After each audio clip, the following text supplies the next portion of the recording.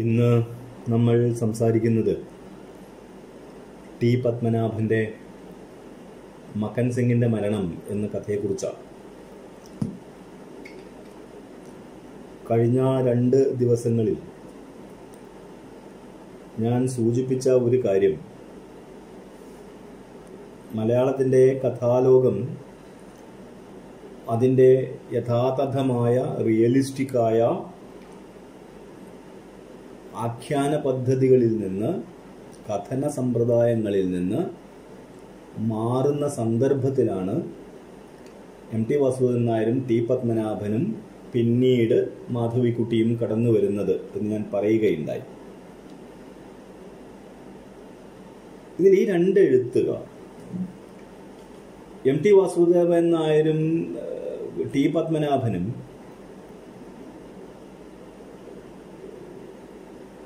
ഒരു കാലഘട്ടത്തിൻ്റെ അടയാളങ്ങളാണ്. മലയാള ചെറുകഥാ ലോകത്തിൽ ഒരു കാലഘട്ടത്തിൻ്റെ അടയാളങ്ങളാണ്. കഥയോട് ഇത്രയധികം കമ്മിറ്റഡ് ആയിരുന്ന 2 എഴുത്തുകാർ മലയാളത്തിൽ വേറെ ഉണ്ടാവുമെന്ന് എനിക്ക് തോന്നുന്നില്ല. അതിൽ പത്മനാഭൻ വിശേഷിച്ചു. കഥ മാത്രമായിരുന്നു പത്മനാഭൻ്റെ മാധ്യമം. എൻ്റെ ഓർമ്മ ശരിയാണെങ്കിൽ ഒരു 165 കഥകൾ പത്മനാഭൻ എഴുതിയിട്ടുണ്ട്. ഓർക്കണം, ഒരു ആയുഷ്കാലം കൊണ്ട് അദ്ദേഹം ആകെ എഴുതിയിട്ടുള്ളത് 165 കഥകളാണ്. അതിന് താഴെയാണ്.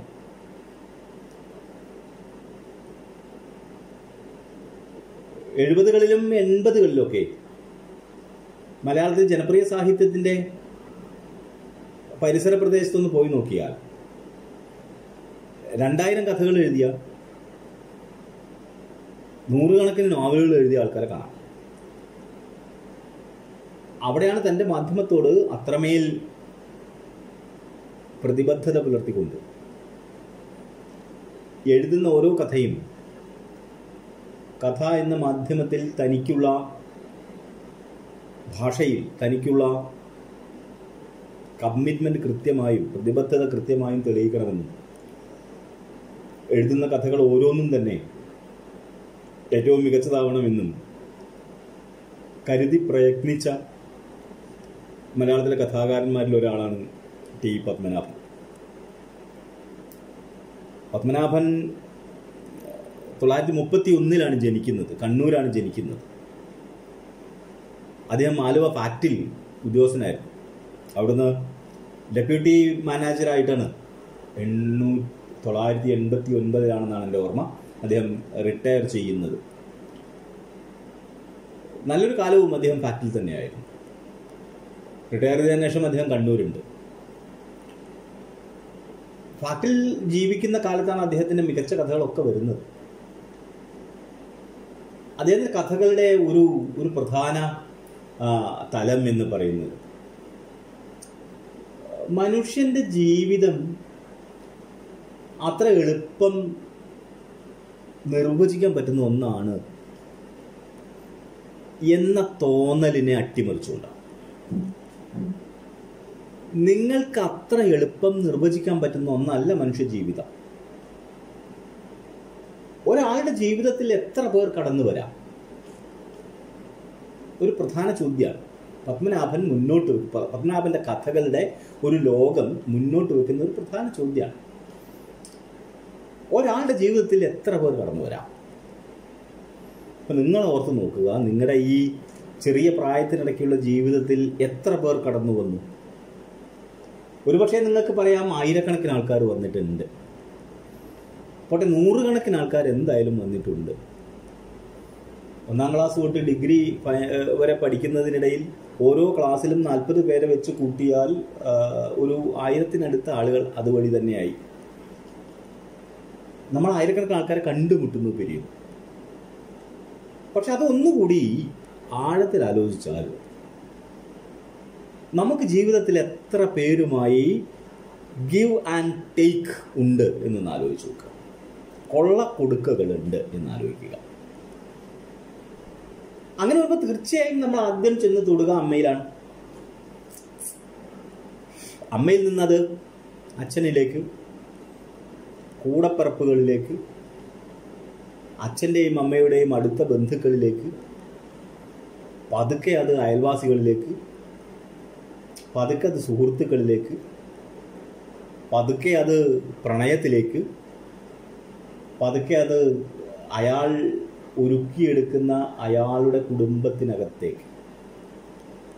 ഇങ്ങനെ നിമിഷം പ്രതി, അതല്ലെങ്കിൽ ദിവസം പ്രതി, അതല്ലെങ്കിൽ ആഴ്ച പ്രതി, അതല്ലെങ്കിൽ മാസം പ്രതി, അല്ലെങ്കിൽ വർഷം പ്രതി വികസിച്ചു വരുന്ന ഒരു വൃത്തമാണ്.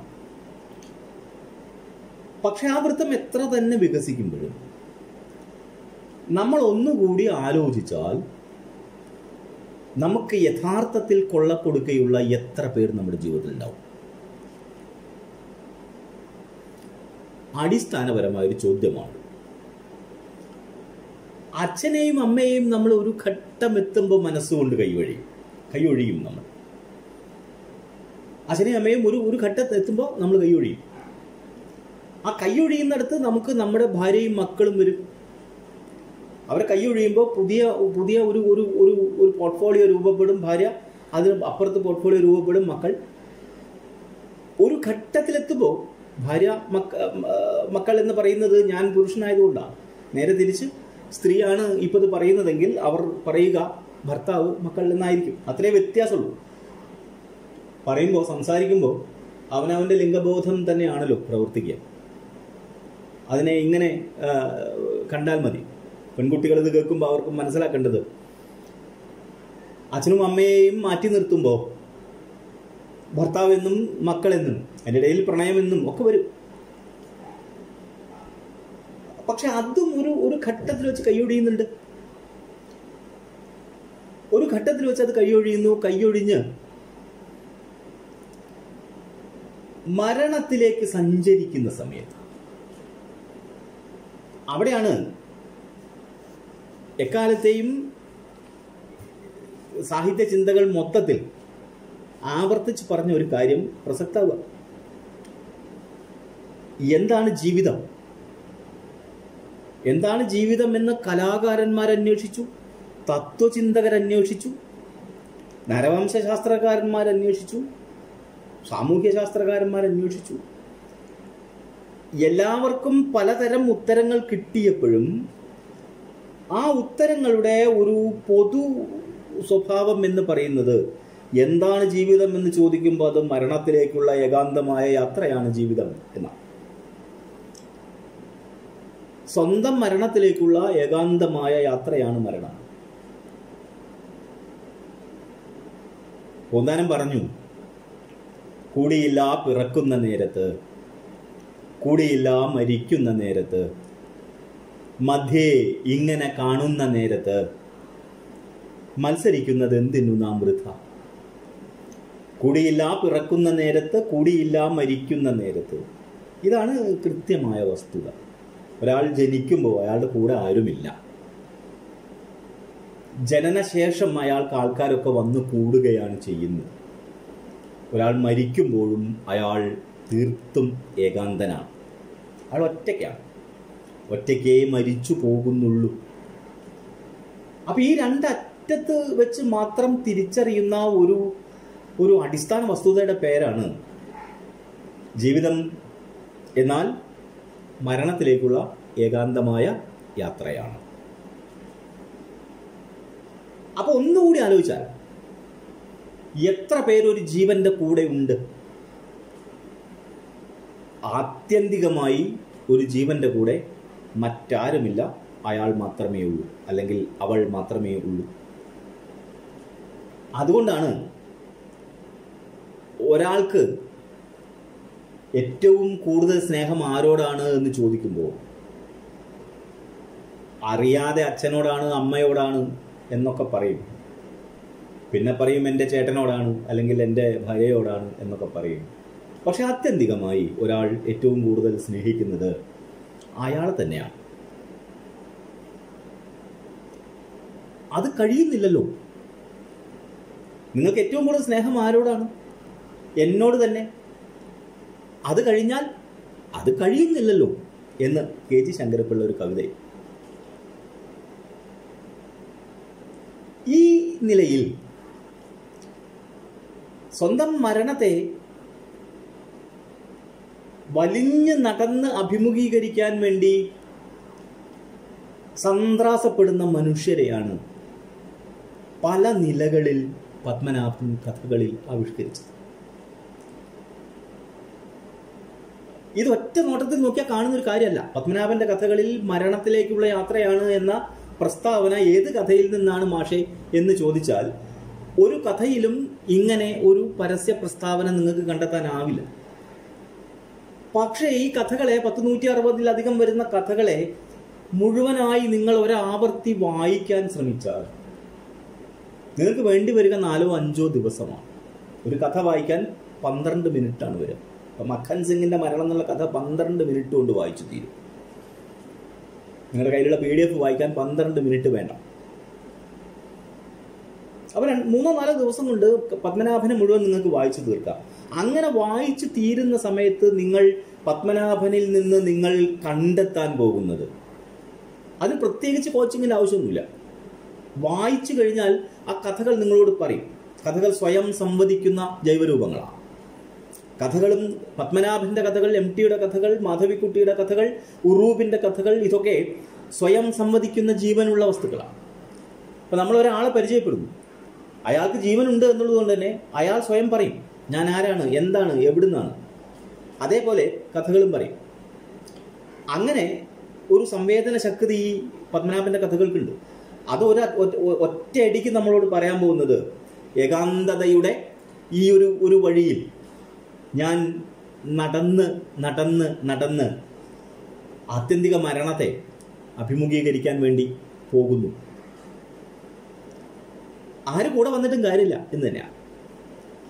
പക്ഷെ കൂടെ വരുന്നവരെ പത്മനാഭന്റെ കഥകളിലെ കഥാഘടനയോ ആഖ്യാനമോ കഥാപാത്രങ്ങളോ തള്ളി പറയുന്നില്ല, ഉപേക്ഷിക്കുന്നില്ല. ഈ കൂടെ വരുന്നവരുമൊത്തുള്ള ജീവിതത്തെ പരമാവധി ജീവിതവ്യമാക്കി തീർക്കാൻ, ജീവിതത്തെ ജീവിതവ്യമാക്കുക എന്ന് പറഞ്ഞാൽ ജീവിതത്തെ ജീവിക്കാൻ കൊള്ളാവുന്നതാക്കി തീർക്കുക. ജീവിതം ജീവിക്കാൻ കൊള്ളാത്തൊരു സാധനമാണ്. സാധാരണഗതിയിൽ ജീവിക്കാൻ കൊള്ളാത്തൊരു സാധനമാണ് ജീവിതം. ജീവിക്കാൻ കൊള്ളാത്ത സാധനത്തെ ജീവിക്കാൻ കൊള്ളാവുന്നതാക്കി മാറ്റാൻ നമ്മൾ ഉപയോഗിക്കുന്ന സന്ദർഭങ്ങളുടെ പേരാണ് കലകൾ എന്ന് പറയുന്നത്. എന്തിനാണ് പാട്ട് കേൾക്കുന്നത്? ഒരാൾ പാട്ട് കേൾക്കുന്നത് എന്തിനാണ്? മിക്കവാറും എല്ലാവരും പാട്ട് കേൾക്കുന്നവരാണ്. എല്ലാവരും നൃത്തം കാണുന്നവരായിരിക്കാൻ വഴിയില്ല.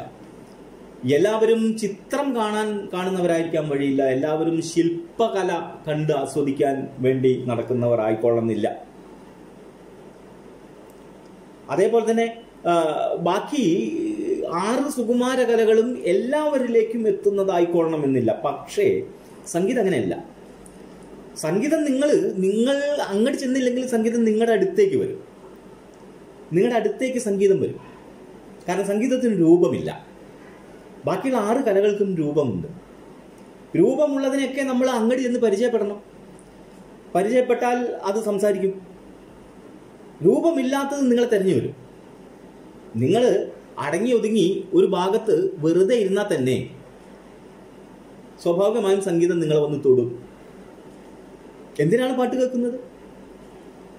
ലളിതമായ ഉത്തരം പറഞ്ഞാൽ അസഹനീയമായ ജീവിതത്തെ ഒരു ഇത്തിരിയെങ്കിലും സഹനീയമാക്കാനാണ് പാട്ട് കേൾക്കുന്നത്.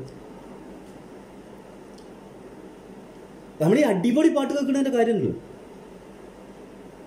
നിങ്ങൾ വെറുതെ ഓർത്ത് നോക്കുക, മനസ്സ് എത്ര കണ്ട് വിഷാദത്തിലേക്ക് ചൂഴ്ന്നു പോകുന്നുവോ അത്ര കണ്ട് നിങ്ങൾ ഓടി തെറിപ്പിക്കുന്ന പാട്ട് കേട്ടുകൊണ്ടിരിക്കും. അത്ര കണ്ട് നിങ്ങൾ ഫാസ്റ്റ് നമ്പർ പാട്ടുകൾ കേട്ടുകൊണ്ടിരിക്കും.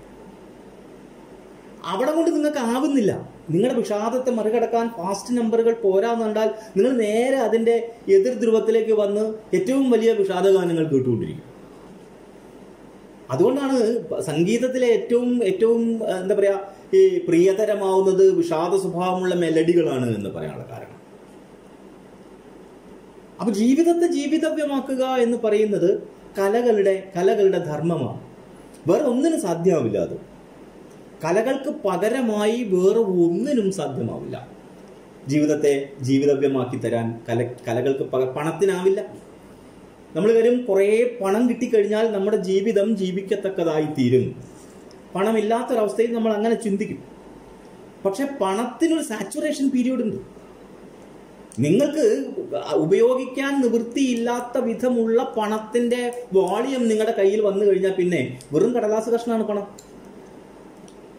വെറും കടലാസ് കഷ്ണമാണ്. ടോൾസ്റ്റോയുടെ ഒരു പ്രസിദ്ധ കഥയുണ്ട്. ഒരാൾക്ക് എത്ര മണ്ണ് വേണം, ഒരാൾക്ക് എത്ര മണ്ണ് വേണമെന്നാണ് കഥ.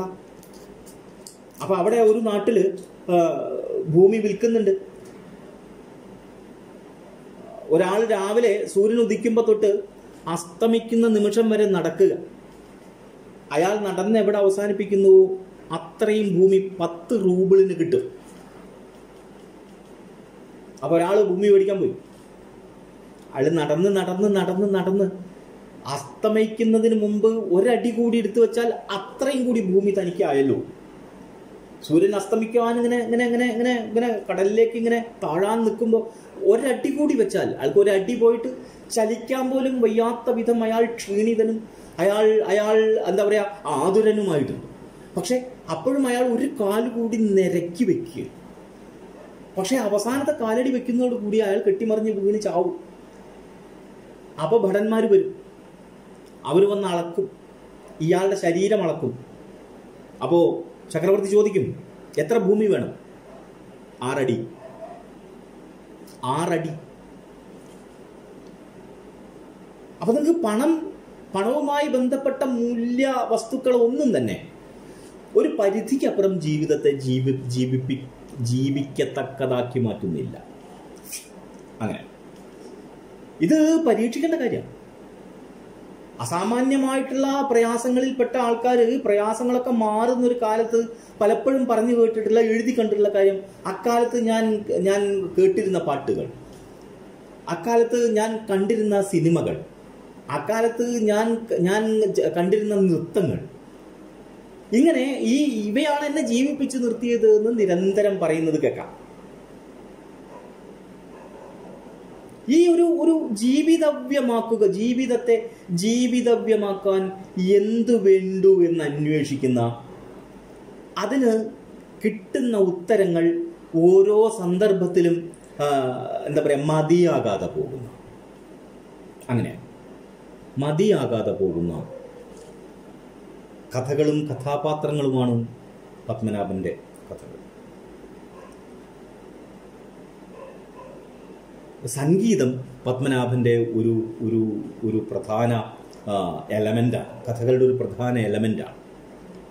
അതും ഹിന്ദുസ്ഥാനി സംഗീതം, ദാക്ഷിണാത്യവും ഔത്തരാഹവുമായ സംഗീതത്തെ, എന്നുവെച്ചാൽ ദക്ഷിണേന്ത്യൻ സംഗീതത്തെയും ഉത്തരേന്ത്യൻ സംഗീതത്തെയും കർണാടക സംഗീതത്തെയും മറ്റേ എന്താ പറയുക ഹിന്ദുസ്ഥാനി സംഗീതത്തെയും പത്മനാഭൻ നല്ലോണം എന്താ പറയുക ആദരിച്ച് ബഹുമാനിച്ച് ഇഷ്ടപ്പെട്ട് കേട്ട് ശീലമുള്ള ആളാണ്.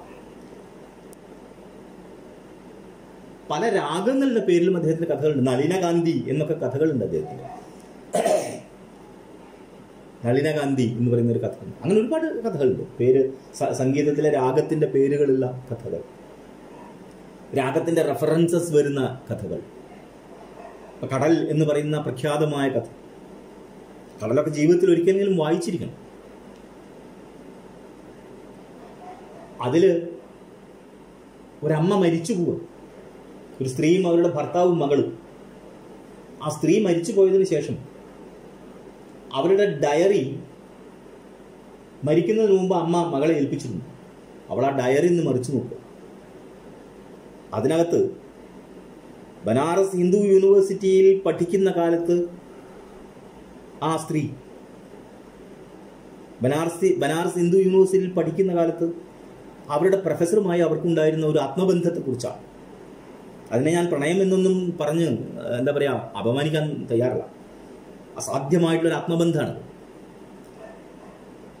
അത് പ്രണയമായിരുന്നോ എന്ന് അവർ തന്നെ പലപ്പോഴും സംശയിക്കുന്നുണ്ട്. അത് പ്രണയമായിരുന്നു എന്ന് അവരുടെ ഭർത്താവ് തെറ്റിദ്ധരിക്കുന്നുണ്ട്. അങ്ങനെ 1-2 സന്ദർഭങ്ങളിൽ ഉണ്ടായ ഇയാളുടെ ഈ എന്താ പറയാ ഇടപെടലുകൾ അത്യഗാധവും സാന്ദ്രവുമായി ഇവർ നടത്തിക്കൊണ്ടിരുന്ന കത്തിടപാടുകളെ അവസാനിപ്പിക്കുന്നു. ആ കത്തുകളിലൊക്കെ അവരെഴുതിയിരുന്നത് സംഗീതത്തെക്കുറിച്ചാണ്. അഹിർ ഭൈരവ് എന്ന് പറയുന്ന രാഗത്തെക്കുറിച്ച്. ഹിന്ദുസ്ഥാനിയിലെ രാഗങ്ങൾക്കുള്ള ഒരു പ്രത്യേകത, ഇപ്പം മാൽക്കോൻസ് എന്നൊക്കെ പറയുന്ന രാഗങ്ങൾ ഏത് കഠിന ഹൃദയനെയും ശീല അലിയിക്കും പോലെ അലിയിച്ച് കളയുന്ന രാഗങ്ങളാണ്. വലിയ വലിയ ഗായകർ പാടുമ്പോൾ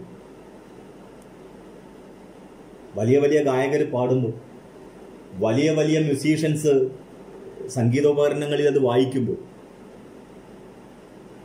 ഇപ്പോൾ ഉസ്താദ് ബിസ്മില്ല ഖാൻ ഷഹനായിയിൽ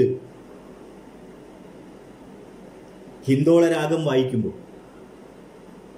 അതല്ലെങ്കിൽ രാവിലെ കാശി വിശ്വനാഥന്റെ രംഗമണ്ഡപത്തിൽ ഇരുന്നിട്ട്, ഓർക്കണം ഉസ്താദ് ബിസ്മില്ല ഖാൻ മുസ്ലിമാണ്, കാശി വിശ്വനാഥന്റെ രംഗമണ്ഡപത്തിൽ ഇരുന്നിട്ട് അതിപുലർച്ച കാശിയിലേക്ക് കിഴക്ക് നിന്ന് മഞ്ഞിന്റെ മറയിലൂടെ സൂര്യൻ ഒഴുകി ഇറങ്ങി വരുന്ന ഒരു നേർത്ത അവസ്ഥാവിശേഷത്തിൽ കുറുങ്കുഴൽ എന്ന് നമുക്ക് തോന്നുന്ന,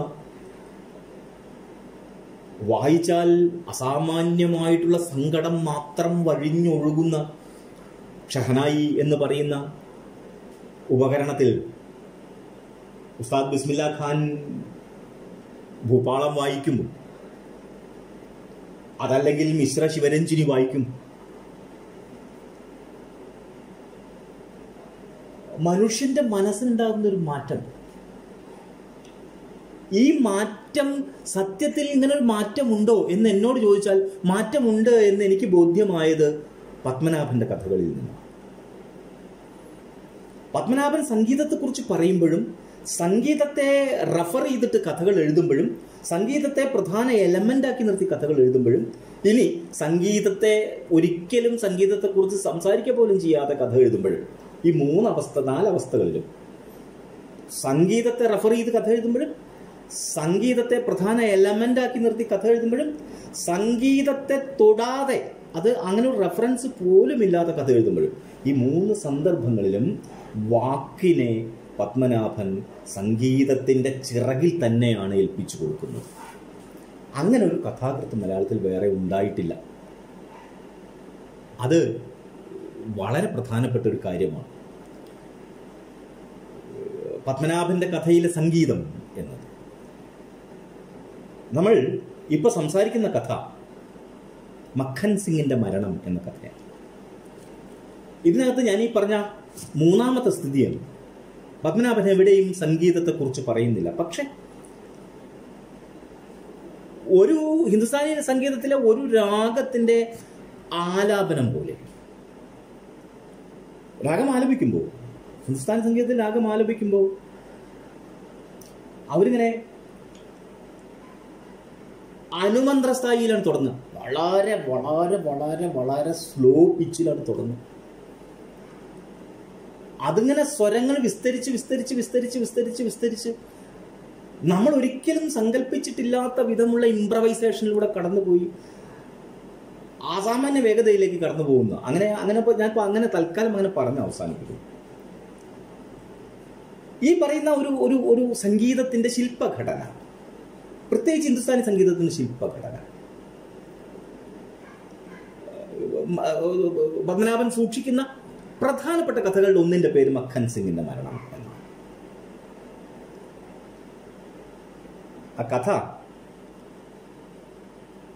ആരംഭിക്കുന്ന ആദ്യത്തെ വാക്ക് ബനിഹാലിലെത്തിയപ്പോൾ എന്നാണ്. ആ വാചകം ഇങ്ങനെയാണ്: ബനിഹാലിലെത്തിയപ്പോൾ നേരം രാത്രിയായിരുന്നു. നമുക്കങ്ങനെ പ്രത്യേകിച്ച് ഇന്ന് ഈ കഥയുടെ ഒരു കോണ്ടക്സ്റ്റ് എന്ന് പറയുന്നത് ബംഗാൾ വിഭജനത്തിന്റെ കാലമാണ്. ബംഗാൾ വിഭജനത്തിന്റെ കാലം എന്നല്ല പറയണ്ടേ, ഇന്ത്യ സ്വതന്ത്രമാവുമ്പോൾ, സ്വാതന്ത്ര്യ ഇന്ത്യയുടെ എന്താ പറയാ, ഈ ഇന്ത്യ പാക് വിഭജനത്തിന്റെ കാലം, ഇന്ത്യൻ സ്വാതന്ത്ര്യ സമരത്തിന്റെ ഏറ്റവും വലിയ സങ്കടകരമായ അവസ്ഥ എന്തായിരുന്നു? ഒരു മാപ്പ് എടുത്ത് വെച്ചിട്ട് അതിൻ്റെ ഒരു ഭാഗത്ത് നിന്ന് മറ്റൊരു ഭാഗത്തേക്ക് വരച്ച വരയുടെ പേരാണ് ഇന്ത്യ വിഭജനം. അതൊന്ന് പാകിസ്ഥാൻ എന്നും മറ്റൊന്ന് ഇന്ത്യ എന്നും വിളിക്കപ്പെട്ടു.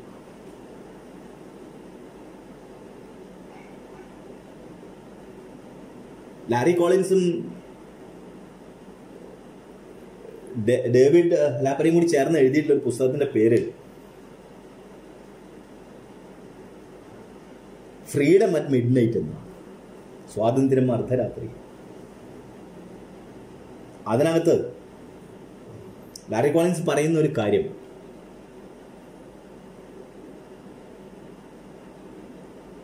വിഭജന ചർച്ച നടക്കുമ്പോൾ ഗാന്ധി പറയുന്ന ഒരു കാര്യം, let Jinnah will be the Indian prime minister. Jinnah ഇന്ത്യയുടെ പ്രധാനമന്ത്രി ആവട്ടെ. എന്തിനാണ് വിഭജിക്കുന്നത് ഇന്ത്യ എന്നാണ് ചോദ്യം. എന്തിനാണ് ഇന്ത്യ വിഭജിക്കുന്നത്? ഇവിടെ മനുഷ്യർ ഒരുമിച്ച് സുഖങ്ങളിലും ദുഃഖങ്ങളിലും പരസ്പരം കൊണ്ടും കൊടുത്തും ജീവിച്ചു പോരുന്ന ഒരു നാടാണല്ലോ. ഈ നാടിനെ വിഭജിക്കുന്നത് എന്തിനാണ്? അധികാരത്തിന്റെ കൈമാറ്റം നടക്കുന്ന സമയത്ത് എൻ്റെ കയ്യിലേക്ക് അധികാരം വരണം എന്ന് ഇന്ത്യൻ ബൂർഷ്വാസി വിശ്വസിച്ച ആ കാലത്ത് ഉണ്ടായ വലിയ അപകടങ്ങളിൽ ഒന്നിൻ്റെ പേര് ഇന്ത്യ വിഭജനം എന്നാണ്.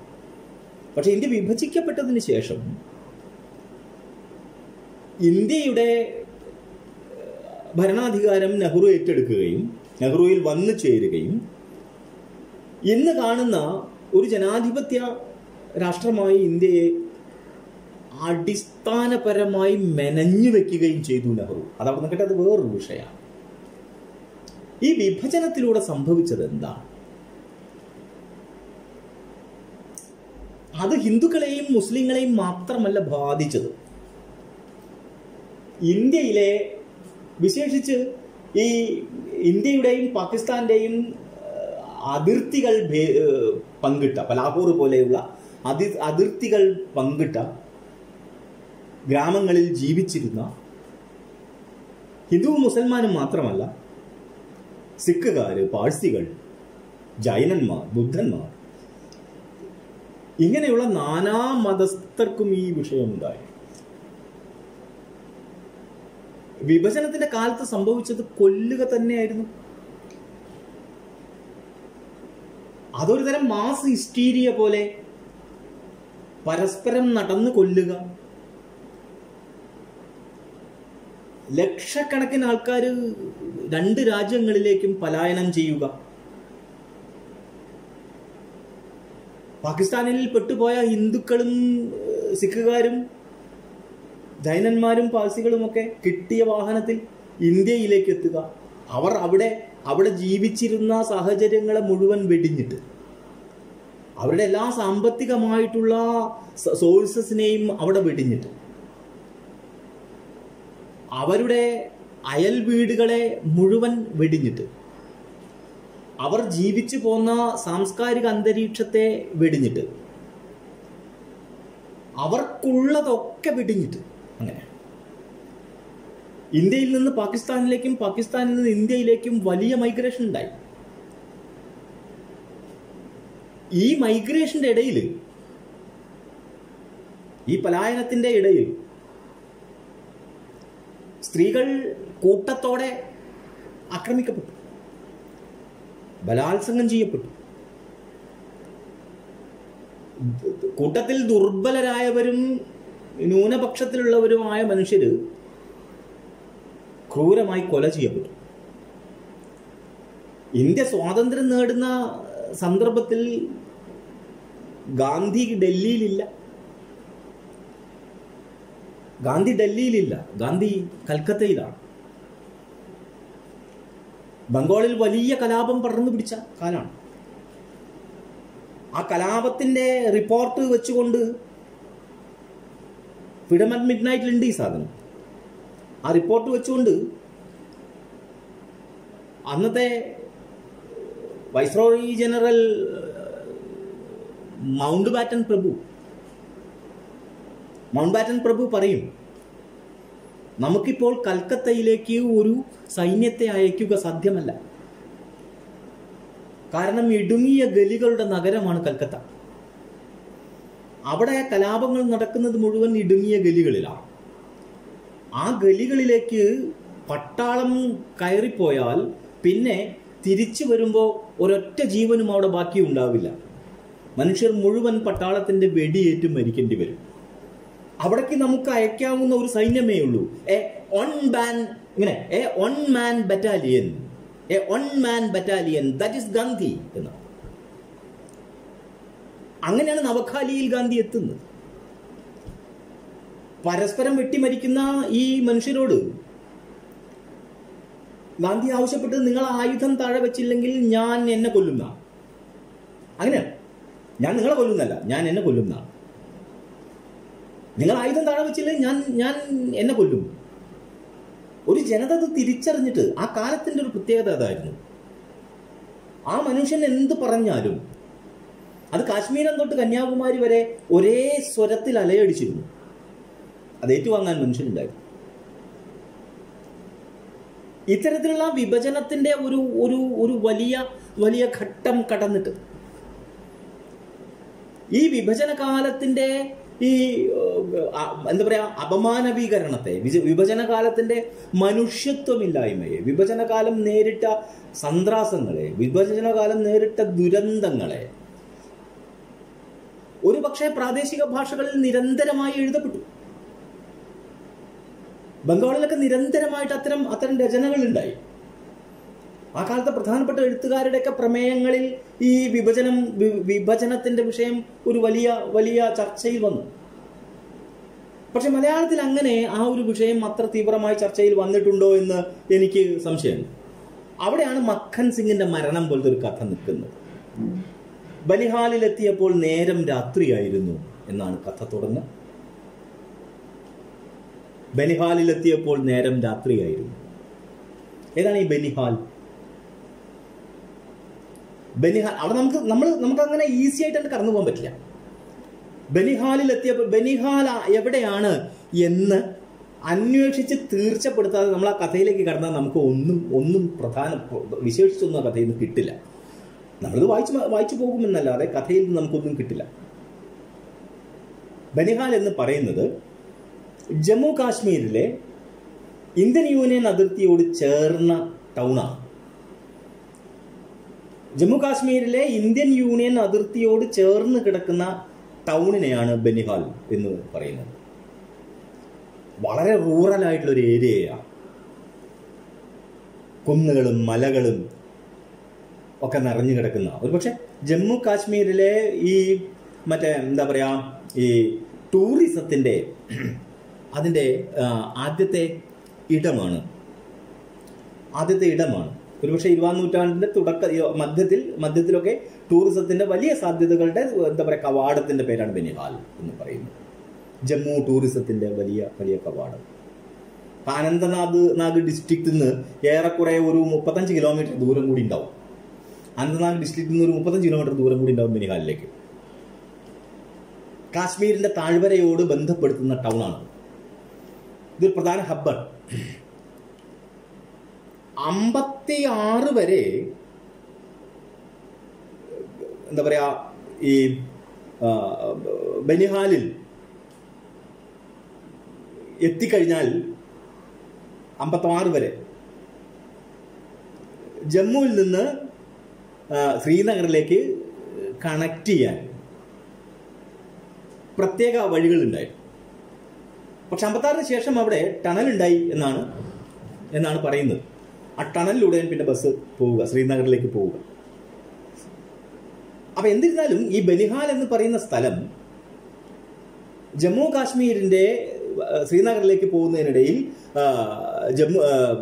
ജമ്മുവിലെ കാശ്മീരിലെ ഒരു പ്രധാനപ്പെട്ട എന്താ പറയാ ബ്ലിസാർഡാണ് ഈ ബനിഹാൽ.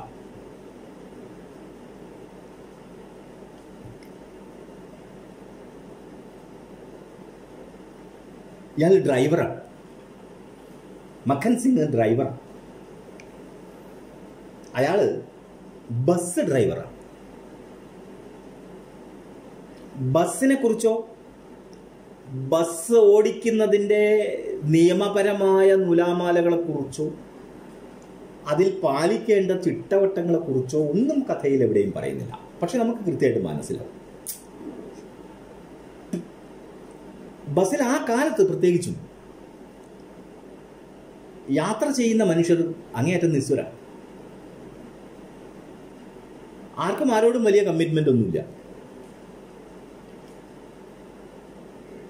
മക്കൻ സിംഗ് പറയും, മനസ്സിൽ ഓർക്കും, പറയല്ല ഓർക്കും. ശ്രദ്ധിക്കണം, മക്കൻ സിംഗ് എന്ന് പറയുന്ന കഥാപാത്രത്തിന്റെ മനസ്സിലൂടെയാണ് ഇതിന്റെ ആഖ്യാനം നടക്കുന്നത്, പുറത്തേക്ക് കടക്കുന്നില്ല. മക്കൻ സിംഗിന്റെ മനസ്സിലൂടെയാണ് ആഖ്യാനം നടക്കുന്നത്. നമ്മൾ ആദ്യത്തെ വാചകം കഴിയുമ്പോഴേക്കും നമ്മൾ മക്കൻ സിംഗിന്റെ മനസ്സായി മാറുക. നമ്മളല്ല പിന്നെ സംസാരിക്കുന്നത്, നമ്മളല്ല വായിക്കുന്നത്, നമ്മളല്ല സംസാരിക്കുന്നത്. ആഖ്യാനത്തിൽ മക്കൻ സിംഗ് ആണ് പിന്നെ നമ്മളോട് സംസാരിക്കുന്നത്. ഞാനൊരു ആദ്യത്തെ പാരഗ്രാഫ് നിങ്ങൾക്കൊന്ന് പറഞ്ഞു തരാം. അത് ഏറെക്കുറെ എങ്ങനെയാണ് എൻ്റെ ഓർമ്മയിൽ നിന്നാണ് ഞാൻ പറയുന്നത്. ബനിഹാലിലെത്തിയപ്പോൾ നേരം രാത്രിയായിരുന്നു. പതിവ് പോലെ പണ്ഡിറ്റ്ജിയുടെ ഹോട്ടലിന് മുന്നിൽ അയാൾ ബസ് നിർത്തി.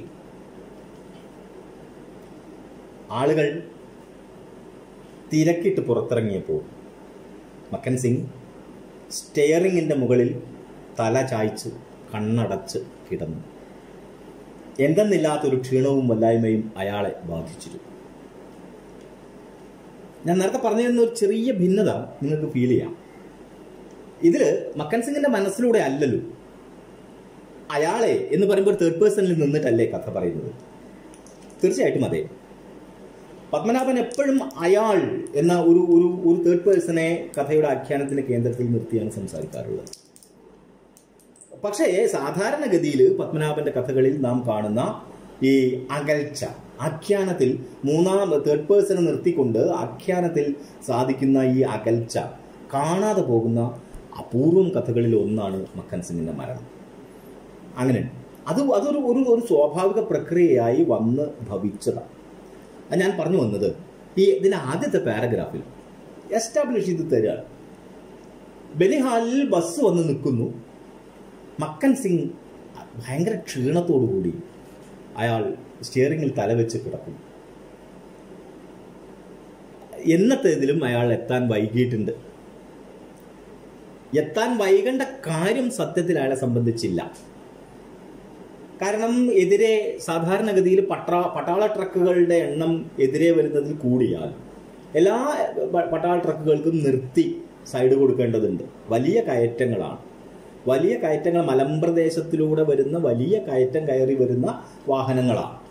ആ കയറ്റം കയറി വരുന്ന വാഹനങ്ങൾക്ക് ഇറങ്ങി വരുന്ന വാഹനങ്ങൾ സ്വാഭാവികമായും വഴി കൊടുക്കേണ്ടതുണ്ട്. മാത്രമല്ല പട്ടാള ട്രക്കുകളാണ്, അവയെ മാനിക്കാതെ പോവുക സാധ്യവുമല്ല. ഈ വഴിയിൽ മക്കൻ സിംഗ് പുതിയതല്ല. ഒരുപക്ഷെ അയാൾ വളരെ കാലമായി ഈ വഴിയിൽ വാഹനം ഓടിച്ചുകൊണ്ടിരിക്കുന്ന ആളാണ്. ഈ വാഹനം ഓടിക്കുന്ന സമയത്ത് അയാൾ നിരന്തരം പറയുന്ന ഒരു കാര്യമുണ്ട് അവനവനോട് തന്നെ: ഒന്നും ആലോചിക്കരുത്.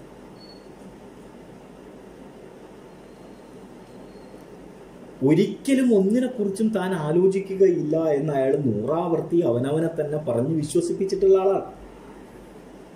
എന്തുകൊണ്ടാണ് വൈകിയത് എന്ന് ആലോചിച്ചപ്പോൾ അയാൾക്ക് അയാളുടെ തല പിളരുന്നത് പോലെ തോന്നി എന്ന് പറയുന്നത് പത്മനാഭൻ. എന്നിട്ട് പറയും, എന്തായിരുന്നാലും ഒരു കാരണത്തെക്കുറിച്ചും താൻ ആലോചിക്കുകയില്ല എന്ന് തീരുമാനിച്ചുറപ്പിച്ചിരുന്നു. ആ ഒരൊറ്റ പ്രയോഗത്തിൽ മക്കൻ സിംഗ് എന്ന് പറയുന്ന കഥാപാത്രം നേരിടുന്ന മാനസികമായ ഈ അസാധ്യമായ അശാന്തികൾ എന്താണ് എന്നറിയാനുള്ള ഒരു ത്വര വായന സൃഷ്ടിക്കും. എന്താണ് മക്കൻ സിംഗ് നേരിടുന്ന ഇത്ര വലിയ മഹാദുരന്തം? അയാൾ നേരിട്ട ദുരന്തം.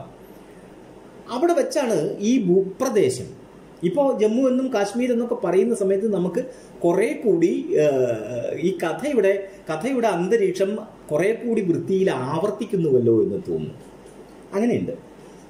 ഈ കഥ വിഭജന കാലത്ത് സംഭവിച്ചതാണ് എന്ന് പറയുമ്പോൾ നിങ്ങൾ വെറുതെ ഓർക്കുക, കഥ വിഭജന കാലത്ത് സംഭവിച്ചതാണെന്ന് പറയുമ്പോൾ അതിനുശേഷം ഇപ്പൊ ഈ കഥയുടെ പ്രസക്തി എന്താണെന്ന് ചോദിച്ചാൽ, ഈ എന്താ പറയാ, പുതിയ കാശ്മീരുമായി ബന്ധപ്പെട്ട്, ജമ്മു കാശ്മീരുമായി ബന്ധപ്പെട്ട് ഉണ്ടായ പുതിയ ലോകസഭയിലെയും രാജ്യസഭയിലെയും പുതിയ നിയമനിർമ്മാണങ്ങളുമായി ബന്ധപ്പെട്ടുണ്ടായിട്ടുള്ള എല്ലാ ചർച്ചകളും മനുഷ്യനെ മുൻനിർത്തി ഒന്നുകൂടി ആലോചിച്ചാൽ നമുക്ക് വെളിപ്പെടും. അയാൾ പറയും, അയാൾ തന്നെ ആലോചിക്കും, ഇങ്ങനെ ജീവിച്ചിരുന്നതിലും ഭേദം മരണമായിരുന്നു. എന്തുകൊണ്ടാണ് അന്ന് മരിക്കാതിരുന്നത് എന്നാണ് അയാൾ അത് ഓർത്തിട്ട് നടുങ്ങുന്നു. എന്തൊക്കെയാണ് ജീവിതത്തിൽ സംഭവിച്ചതെന്നാണ് അയാൾ ഓർക്കുന്നത്. ജനിച്ചു വളർന്ന ഭൂമിയിൽ നിന്ന് അയാൾ പിഴുതെറിയപ്പെട്ടു. ഉറ്റവരും ഉടയവരും ഒക്കെ വധിക്കപ്പെട്ടു. പലരെയും എന്നേക്കുമായി കാണാതെ. ജീവിക്കണമെന്ന് ഒരിക്കലും ആഗ്രഹിച്ചില്ല, പക്ഷെ വിധി അതായിരുന്നു. ഇതാണ് ഈ മനുഷ്യൻ. ഞാൻ നേരത്തെ പറഞ്ഞ ഒരു മനുഷ്യൻ ഒറ്റയ്ക്ക് അയാളുടെ മരണത്തിലെത്തുന്നത് വരെ ഏകാന്തമായി സഞ്ചരിക്കുന്നതിനാണ് ജീവിതം എന്ന് പത്മനാഭൻ അടയാളപ്പെടുത്തുന്നു എന്ന് പറയുന്ന ഒരു സന്ദർഭത. മരിക്കാമായിരുന്നു, പക്ഷെ മരിച്ചില്ല. എന്തുകൊണ്ട് മരിച്ചില്ല എന്നതിന് ഉത്തരമൊന്നുമില്ല. എവിടെയെങ്കിലും ഒരു പുതിയ സ്ഥലത്ത് വേറെ ഓടേണ്ടതുണ്ട് എന്ന് അയാൾക്ക് എപ്പോഴോ തോന്നുന്നുണ്ട്. കാരണം അങ്ങനെ പിഴുതെറിയപ്പെടുക ചെയ്തത്. നമുക്കിത് മനസ്സിലാവും. നമുക്കിത് മനസ്സിലാവും. നിങ്ങൾ കുട്ടികൾക്ക് തീർച്ചയായിട്ടും മനസ്സിലാവും. പലായനം ചെയ്യപ്പെടുന്ന മനുഷ്യരെ നമ്മളിപ്പോ കഴിഞ്ഞ ഒരു കുറച്ച് കാലമായി കണ്ടുകൊണ്ടിരിക്കുകയാണ്. ഇപ്പൊ ഈ കോവിഡിന്റെ അന്തരീക്ഷത്തിൽ പോലും നമ്മൾ കാണുന്നത് ലക്ഷക്കണക്കിന് മനുഷ്യർ ഈ സോഷ്യൽ സ്പ്രെഡിനെ ഒന്നും വകവയ്ക്കാതെ അവനവന്റെ മണ്ണിലേക്ക്, ജനിച്ച മണ്ണിലേക്ക് തിരിച്ചു പോകാൻ വെപ്രാളപ്പെട്ടുകൊണ്ടിരിക്കുന്ന കാഴ്ചകളാണ് നമ്മൾ കണ്ടുകൊണ്ടിരിക്കുന്നത്. നമ്മൾ ഈ സുരക്ഷിതത്വത്തിന്റെ കോട്ടയ്ക്കകത്ത് ഇരിക്കുന്നത് കൊണ്ടാണ് നമുക്ക് ഇത് വലിയ ഒരു വിഷയമാവാതെ കഥയിൽ വായിച്ചു പോകാവുന്ന ഒന്ന് മാത്രമായി മാറുന്നത്. അങ്ങനെയല്ല, ഒട്ടും അങ്ങനെയല്ല. ജനിച്ച് വളർന്ന് ഒരു ഘട്ടത്തിലെത്തുന്നത് വരെ താൻ വേരാഴ്ത്തി നിന്ന മണ്ണിൽ നിന്ന് ഒരു സുപ്രഭാതത്തിൽ എടുത്തെറിയപ്പെടുക. നിങ്ങൾക്ക് ഈ മണ്ണിൽ ജീവിക്കാനുള്ള അവകാശമില്ല. നിങ്ങളുടെ പൗരത്വം ഈ മണ്ണിൻ്റെതല്ല. മാത്രവുമല്ല, നിങ്ങളുടെ ജീവിതവുമായി ചേർത്ത് പിടിച്ചിരിക്കുന്ന നിങ്ങളുടെ അച്ഛനമ്മമാർ, നിങ്ങളുടെ കുടുംബം, നിങ്ങളുടെ മക്കൾ, ഭാര്യ,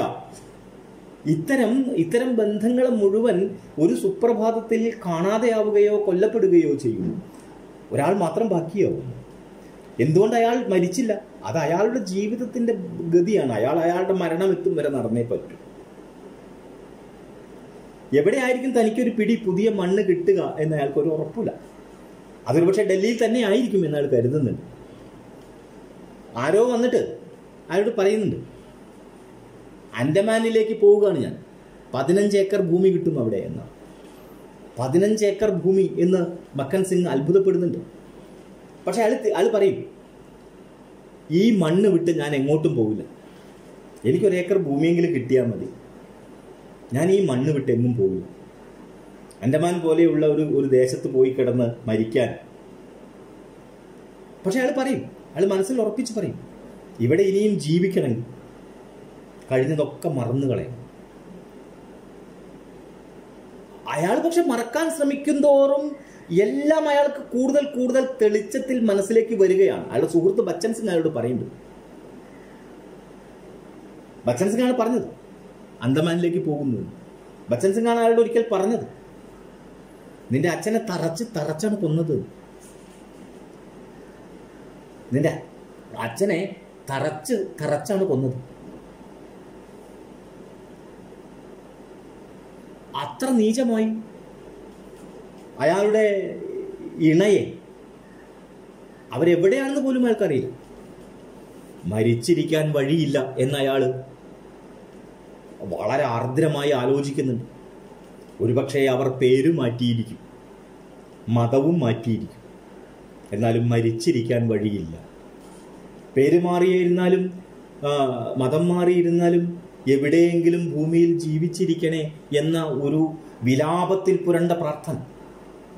അങ്ങനെയാണ് എല്ലാ മനുഷ്യരും ഒരർത്ഥത്തിൽ അല്ലെങ്കിൽ മറ്റൊരർത്ഥത്തിൽ ജീവിതം കൊണ്ട് ചെയ്യുന്നത് അന്തമില്ലാത്ത വിലാപം കൊണ്ടുള്ള പ്രാർത്ഥനകൾ നടത്തിക്കൊണ്ടിരിക്കുന്നു എന്ന് തന്നെയാണ്. മക്കൻ സിംഗിന്റെ മരണത്തിൽ ഈ വിലാപത്തിൽ പൊതിഞ്ഞ, വിലാപം പുരണ്ട അതികഠിനമായിട്ടുള്ള പ്രാർത്ഥന അയാളുടെ ഉള്ളിൽ നിന്ന് വരുന്നുണ്ട്. അയാൾ അന്ന് എത്താൻ വൈകിയതിൻ്റെ ഒരു കാരണം അയാൾ മനസ്സിൽ കാണുന്നത് വഴിയരികിൽ നിന്ന് അയാൾ കണ്ടുമുട്ടിയ ഒരു സ്ത്രീയെയും കുഞ്ഞിനെയും ഒരു പെൺകുട്ടിയെയുമാണ്. കുഞ്ഞല്ല, ഒരു പെൺകുട്ടി യുവതിയെയുമാണ്. അവരെക്കുറിച്ച് അയാൾ ഇങ്ങനെ അറിയുന്നുണ്ട്. ഇതാരാണ്? പലപ്പോഴും ഇങ്ങനെ ഇത്തരത്തിലുള്ള ആൾക്കാരെ അയാൾ പലപ്പോഴും കാണുന്നുണ്ട്. പക്ഷെ ആരോടും അയാൾക്ക് അങ്ങനെ ഒരു അടുപ്പമൊന്നും ഫീൽ ചെയ്യുന്നില്ല. പക്ഷെ ഈ സ്ത്രീയെയും ഈ യുവതിയെയും കണ്ടപ്പോൾ അയാൾക്ക് എന്തോ അസാമാന്യമായിട്ടുള്ള ഒരു ഹൃദയൈക്യം അവരോട് തോന്നുകയാണ്. അവരും സിഖ് കുടുംബത്തിൽപ്പെട്ടവരായിരുന്നിരിക്കണം. കഥ എവിടെയും അങ്ങനെ വിശദമായിട്ട് അത് പറയുന്നില്ല. യാത്രക്കാരിൽ നിന്ന് പലപ്പോഴായിട്ട് അയാൾക്ക് കിട്ടിയ ചില വിവരങ്ങൾ അനുസരിച്ച് അവർ ശ്രീനഗറിലേക്ക് പോവുകയാണ്. അവരുടെ മകൻ അവിടെ പട്ടാളത്തിലാണ്, അയാൾക്ക് സുഖമില്ലാതെ. അപ്പോൾ ഇവരിങ്ങനെ പറയും, ഇവരവിടെ എത്തുമ്പോഴേക്കും അയാൾ മരിച്ചിരിക്കും. യാത്രക്കാർ പറയുന്നു, മരിക്കാതിരിക്കട്ടെ എന്ന് ചിലർ. പക്ഷെ അവരുടെ കയ്യിൽ പണമില്ല. ഇവര് ബനിഹാലിൽ വാഹനം എത്തിയപ്പോൾ അവിടെ ആ ലോഡ്ജിൽ താമസിക്കാനുള്ള സംവിധാനമുണ്ട്. ആ രാത്രി അവിടെ താമസിച്ച്, മഞ്ഞുവീഴ്ച തുടങ്ങിയിട്ടുണ്ട്, ആ രാത്രി അവിടെ താമസിച്ച് പിറ്റേന്ന് യാത്ര പുറപ്പെടും. അവർക്ക് കഴിക്കാൻ ഭക്ഷണമില്ല, ഭക്ഷണം വാങ്ങാൻ പണമില്ല എന്ന് മക്കൻ സിംഗിന് അറിയാം. മക്കൻ സിംഗിന്റെ കയ്യിലും പണമില്ല. അയാൾക്ക് അവരെ എങ്ങനെയെങ്കിലും ഒക്കെ സഹായിക്കണമെന്നുണ്ട്.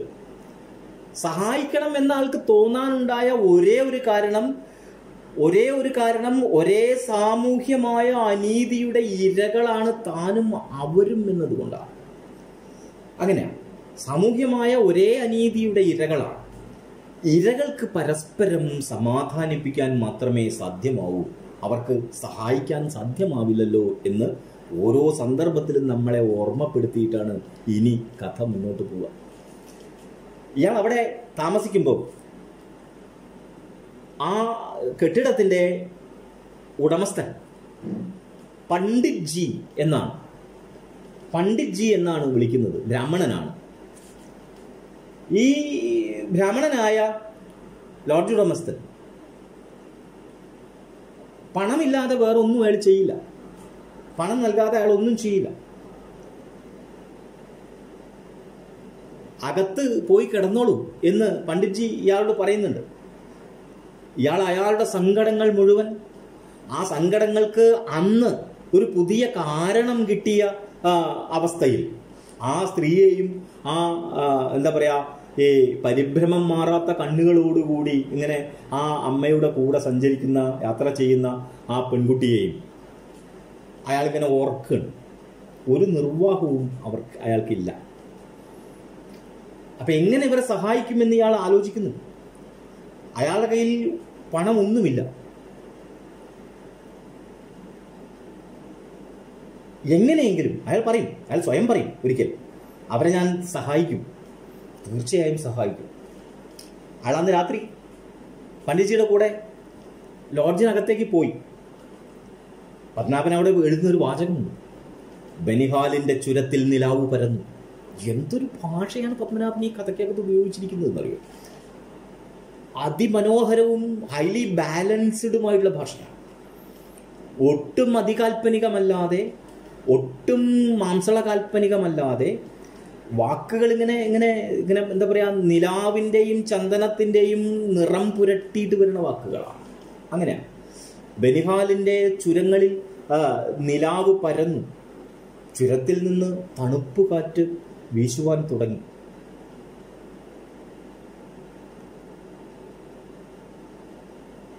അയാളപ്പോ ആലോചിക്കുന്നുണ്ട്. പണ്ഡിറ്റ്ജി എല്ലാവർക്കും ഭക്ഷണം കൊടുത്തു. അവർക്ക് ഭക്ഷണം കൊടുത്തിട്ടുണ്ടാവും. അവരുടെ കയ്യിൽ കാശില്ല. അത് മക്കൻ സിംഗ് ആദ്യമേ ഊഹിച്ചിട്ടുണ്ട്. അവരൊന്നും ആവശ്യപ്പെടാതെ ഒരു മൂലയിൽ പോയിരിക്കുക. അവിടെ മക്കൻ സിംഗ് ഓർക്കുന്നൊരു കാര്യം, എന്നെ പോലെ അവർക്കും പലതും ആലോചിക്കാനുണ്ടായിരിക്കാം. അയാൾ വെറുതെ ഓർക്കും, മനുഷ്യന് ഒന്നിനെ പറ്റിയും ആലോചിക്കാതിരുന്നു കൂടി. എന്നിട്ട് അയാള് പണ്ഡിറ്റ്ജിയോട് പറയും, അവർക്ക് എന്തെങ്കിലും കൊടുക്കണം. അപ്പൊ പണ്ഡിറ്റ്ജി ചോദിക്കും, പൈസ ഉണ്ടോ? മക്കൻ സിംഗ് മനസ്സ് കരുതും, അത്ഭുതത്തോടു കൂടി കരുതും. അതാണ്, സ്വന്തം അമ്മയ്ക്കും പെങ്ങൾക്കും ഒരാൾ ഭക്ഷണം കൊടുത്താൽ അതിന് പണം ചോദിക്കുമോ മനുഷ്യർ? ഇയാൾ ബ്രാഹ്മണനാണത്രേ. ബ്രാഹ്മണൻ എന്നല്ല, അയാൾ പട്ടിയാണ് എന്ന് പറയുന്ന ഒരു സന്ദർഭം. ഇത്രയും വിക്ഷുബ്ധതയോടുകൂടി പത്മനാഭന്റെ കഥയിൽ കഥാപാത്രം സംസാരിച്ചു കണ്ടിട്ടില്ല. നമ്മൾ ഓരോന്നും കാണുമ്പോഴാണല്ലോ അതിനപ്പുറത്ത് എന്തെങ്കിലും സംഭവിച്ചിട്ടുണ്ടോ ഇല്ലയോ എന്ന് ആലോചിക്കുക. ബ്രാഹ്മണനാണ് പോലും പട്ടിയാണ് എന്നാണ്. അത്രമേൽ ആ കഥാപാത്രത്തിന്റെ കൂടെ പത്മനാഭൻ സഞ്ചരിക്കുന്നു എന്നാണ് മനസ്സിലാക്കുന്നത്. എല്ലാവരും ഉറങ്ങാൻ കിടന്നു, അവരും കിടന്നു. പക്ഷെ അയാൾ മാത്രം ഉറങ്ങുന്നില്ല. നട്ടാപാത്രയ്ക്ക് അയാൾ പുറത്തിറങ്ങി. അയാൾ ഇറങ്ങിയപ്പോ ബസ്സിന്റെ കിളി രാംലാൽ ബസ്സിൽ കിടന്ന് കൂർക്കം വലിച്ച് ഉറങ്ങുന്ന ആൾ അറിയുന്നുണ്ട്. അയാൾ ഉറങ്ങിക്കോട്ടെ എന്ന് കരുതി. അയാൾ പെട്ടെന്ന് ഓർക്കും, പഞ്ചാബിൽ അയാൾ സ്വസ്ഥമായി ജീവിച്ചിരുന്ന കാലത്ത് ഇതുപോലെ തണുപ്പുള്ള രാത്രികളിൽ വിളഞ്ഞു കിടക്കുന്ന ഗോതമ്പ് പാടങ്ങൾക്ക് കാവൽ നിന്നത് അയാൾ ഓർക്കും. ഇങ്ങനെയാണ് ഒരാൾ അയാളുടെ ഈ വംശീയതയിലേക്ക് തിരിച്ചു പോവുക. ഒരു സർദാർജി അയാളുടെ വംശീയതയിലേക്ക് തിരിച്ചു പോകുന്നത് അങ്ങനെയാണ്. അയാൾക്ക് എന്താണ് ഓർക്കാനുള്ളത്? അയാൾക്ക് ഓർക്കാനുള്ളത് വിളഞ്ഞു കിടക്കുന്ന ഗോതമ്പ് പാടങ്ങളെയാണ്. കൃഷിയാണ് ഇവരുടെ ഒരു പ്രധാന ഐറ്റം. ഗോതമ്പ് കൃഷിയാണ് ഏറ്റവും പ്രധാനം. നിങ്ങൾ ശ്രദ്ധിച്ചിട്ടുണ്ടോ എന്ന് അറിയില്ല, ഈ ഇന്ത്യയിലെ ഏറ്റവും സൗകര്യപ്രദമായ വേഷമാണ് ഈ ചുരിദാർ എന്ന് പറയുന്നത്. പഞ്ചാബിൽ നിന്നാണ് ഈ വേഷം വരുന്നത്. ഈ വേഷം പഞ്ചാബിൽ ആദ്യകാലം മുതലേ ഈ വേഷം പഞ്ചാബിൽ എന്താ പറയാ ഫെമിലിയർ ആവാനുള്ള കാരണം അവർ നല്ലോണം അധ്വാനിക്കുന്നവർ. രാവിലെ 6-7 മണിക്ക് ഗോതമ്പ് പാടത്ത് പണിക്കിറങ്ങിയാൽ അസ്തമിച്ചതിന് ശേഷം മാത്രം അവിടെ നിന്ന് കയറിപ്പോരുന്നവരാണ് സ്ത്രീകളും പുരുഷന്മാരും. അത്തരം പണി ചെയ്യുന്നതിൻ്റെ ഇടയിൽ ഒരു തുന്നലും ഓട്ടലും ഇല്ലാത്ത ഈ 5.5 മീറ്റർ തുണി സാരി ചുറ്റി പുതച്ചിട്ട് വയലിലിറങ്ങാൻ പറ്റില്ല. ഓരോ പ്രദേശത്തിനും അതിൻ്റെതായിട്ടുള്ള വേഷം ഉണ്ടാകുന്നതിൻ്റെ കാര്യം എന്താണ്? സർദാർജിയുടെ ഈ മറ്റേ കുർത്ത എന്ന് പറയുന്ന സാധനം എന്തൊരു അയഞ്ഞ വേഷമാണെന്നറിയോ? വേഷമുണ്ടാക്കുന്ന ഒരു വസ്ത്രമുണ്ടാക്കുന്ന ഒരു അസ്വാരസ്യവും ഉണ്ടാക്കാത്ത വസ്ത്രങ്ങളാണ്. അവരുടെ ജീവിതത്തെക്കുറിച്ച്, ജീവിതത്തിൽ അവർ പാലിച്ചു പോകുന്ന ചിട്ടകളെക്കുറിച്ച്, ജീവിതത്തിൽ അവർ കൊണ്ടു നടന്ന സ്വപ്നങ്ങളെക്കുറിച്ച് ഒരുപക്ഷെ മലയാളിക്ക് അങ്ങനെ പറയാൻ പറ്റില്ല. ഇങ്ങനെ ഒരു ദുരന്തം ഉണ്ടായിക്കഴിഞ്ഞാൽ, അങ്ങനെ ഒരു ദുരന്തമുണ്ടായി, ഒരു പലായനത്തിന്റെ സാധ്യതയുണ്ടായി, മലയാളി ഇവിടെ നിന്ന് കുറ്റിയും പറിച്ച് എറിയപ്പെട്ടിട്ടുണ്ടെങ്കിൽ എവിടെ ചെന്നാലും മലയാളിക്ക് അങ്ങനെ ഈ എന്താ പറയാ ഗൃഹാതുരത്വമാർന്ന ഓർമ്മകൾ ഉണ്ടാവാൻ വഴിയില്ല. കാരണം മലയാളി ഒന്നും ഉണ്ടാക്കി തിന്നുന്ന ആളല്ല. വിശേഷിച്ച് നമ്മുടെ തലമുറ, ഞാനടക്കമുള്ള ആൾക്കാരുടെ തലമുറ, എൻ്റെ തലമുറ, എൻ്റെ അച്ഛൻ്റെ തലമുറ അങ്ങനെ പറയാനാവില്ല. എൻ്റെ മക്കളുടെ തലമുറയിൽ വരുന്ന നിങ്ങളൊക്കെ നമ്മളൊന്നും ഉണ്ടാക്കി തിന്നുന്നവരാ, നമ്മളൊക്കെ വാങ്ങി തിന്നുന്നവരാ. നമ്മളൊക്കെ വാങ്ങി തിന്നുക. ഈ ദിവസങ്ങളിൽ നമ്മുടെ ഏറ്റവും വലിയ വലിയ എന്താ പറയുക നെഞ്ചിടിപ്പ് നമുക്ക് ഈ വാങ്ങി തിന്നാനുള്ള എല്ലാ തരം സോഴ്സുകളും അടയുന്നുവല്ലോ എന്നാണ്. ഒന്ന്, വാങ്ങാനുള്ള പർച്ചേസിംഗ് പവർ ഇല്ലാതെയാവുന്നു. രണ്ട്, വാങ്ങാനുള്ള കമ്മോഡിറ്റി ഇല്ലാതെയാവുന്നു. നമ്മൾ ഈ ക്വാറന്റൈൻ ദിവസങ്ങളിലാണ് എന്ത് ചെയ്യുന്നത്? പയറ് കുത്തിയിടുന്നത്, ഒരു വെണ്ടത്തൈ വെണ്ടക്കൂര് കുത്തിയിടുന്നത്, വെണ്ട വിത്ത് കുത്തിയിടുന്നത്, പറമ്പെന്ന് പൊട്ടിച്ചിട്ട് ഒരു കൂട്ടാൻ ഉണ്ടാക്കാൻ വേണ്ടിയിട്ട് നമ്മൾ ഇന്നലെയാണ് തുടങ്ങിയത്. ഇന്നലെ, ദ വെരി യെസ്റ്റർഡേ. പക്ഷെ ഒരു പഞ്ചാബിയുടെ സ്ഥിതി അതല്ല. അയാളുടെ ജീവിതം എന്ന് പറയുന്നത് നേരം പുലരുന്നത് അയാൾ ഗോതമ്പ് വയലിലേക്കാണ്. വിളഞ്ഞു കിടക്കുന്ന അറ്റമില്ലാത്ത ഗോതമ്പ് പാടങ്ങളാണ് അയാളുടെ കണ്ണിലെ സ്വപ്നം എന്ന് പറയുന്നത്. അയാൾക്ക് ആ രാത്രി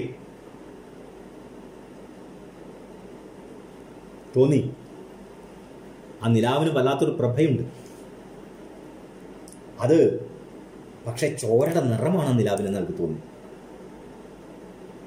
അതോടൊപ്പം മനുഷ്യന്റെ മാംസം വെന്ത് കരിയുന്നതായിട്ട് അയാൾക്ക് തോന്നി, അതിൻ്റെ ഒരു മണം വരുന്നതായിട്ട് തോന്നി. ഓർത്തു നോക്കുക, ഈ കഥയുടെ ഒരു സന്ദർഭത്തിൽ മാത്രമല്ല ഈ കഥാപാത്രം ഇത്ര വലിയ മാനസിക സംഘർഷത്തിലൂടെ കടന്നു പോകുന്നത്. കഥ നമ്മളോട് സൂചിപ്പിക്കുന്ന ഈ ഒരു സന്ദർഭത്തിൽ മാത്രമല്ല, ഈ മനുഷ്യൻ നിലനിന്ന എല്ലാ സമയങ്ങളിലും, ഈ വിഭജനത്തിന് ശേഷം അയാൾ നിലനിന്ന എല്ലാ സന്ദർഭങ്ങളിലും അയാൾ അനുഭവിക്കുന്ന ദുഃഖം ഇതാണ്. അയാൾക്ക് നിലാവിന് ചോര ഇവിടെ നിറമാണെന്നും അയാൾ ശ്വസിക്കുന്ന വായുവിൽ മനുഷ്യന്റെ മാംസം കരിയുന്ന മണമുണ്ടെന്നും ഈ തരത്തിൽ തലച്ചോറിലും മനസ്സിലും രജിസ്റ്റർ ചെയ്യപ്പെട്ട വലിയ വലിയ ദുരന്തങ്ങളും ദുരിതങ്ങളും ഉത്തരേന്ത്യ ഇത് നിരന്തരം കണ്ടുകൊണ്ടിരിക്കുന്നതാണ്. വിഭജനാനന്തരം ഉത്തരേന്ത്യ നിരന്തരം ഓരോ സന്ദർഭങ്ങളിലും കണ്ടുകൊണ്ടിരിക്കുന്നതാണ്. എങ്ങനെ അതിനെ കത്തിക്കാം, എങ്ങനെ കത്തിച്ച് പിടിച്ച് രാഷ്ട്രീയ അധികാരത്തിൽ എത്തിപ്പെടാം എന്ന് ഈ ഹിന്ദുത്വ ശക്തികൾ ആലോചിച്ചു കൊണ്ടിരിക്കുന്ന കാലത്ത് നിന്നും തുടങ്ങുന്നതാണത്. അതിന്ന് വരെ സംഭവിച്ചു പോന്നിട്ടുണ്ട്. ഉത്തരേന്ത്യയിൽ സഞ്ചരിച്ചിട്ടുള്ള ഒരാൾക്ക് കൃത്യമായിട്ടത് മനസ്സിലാവും.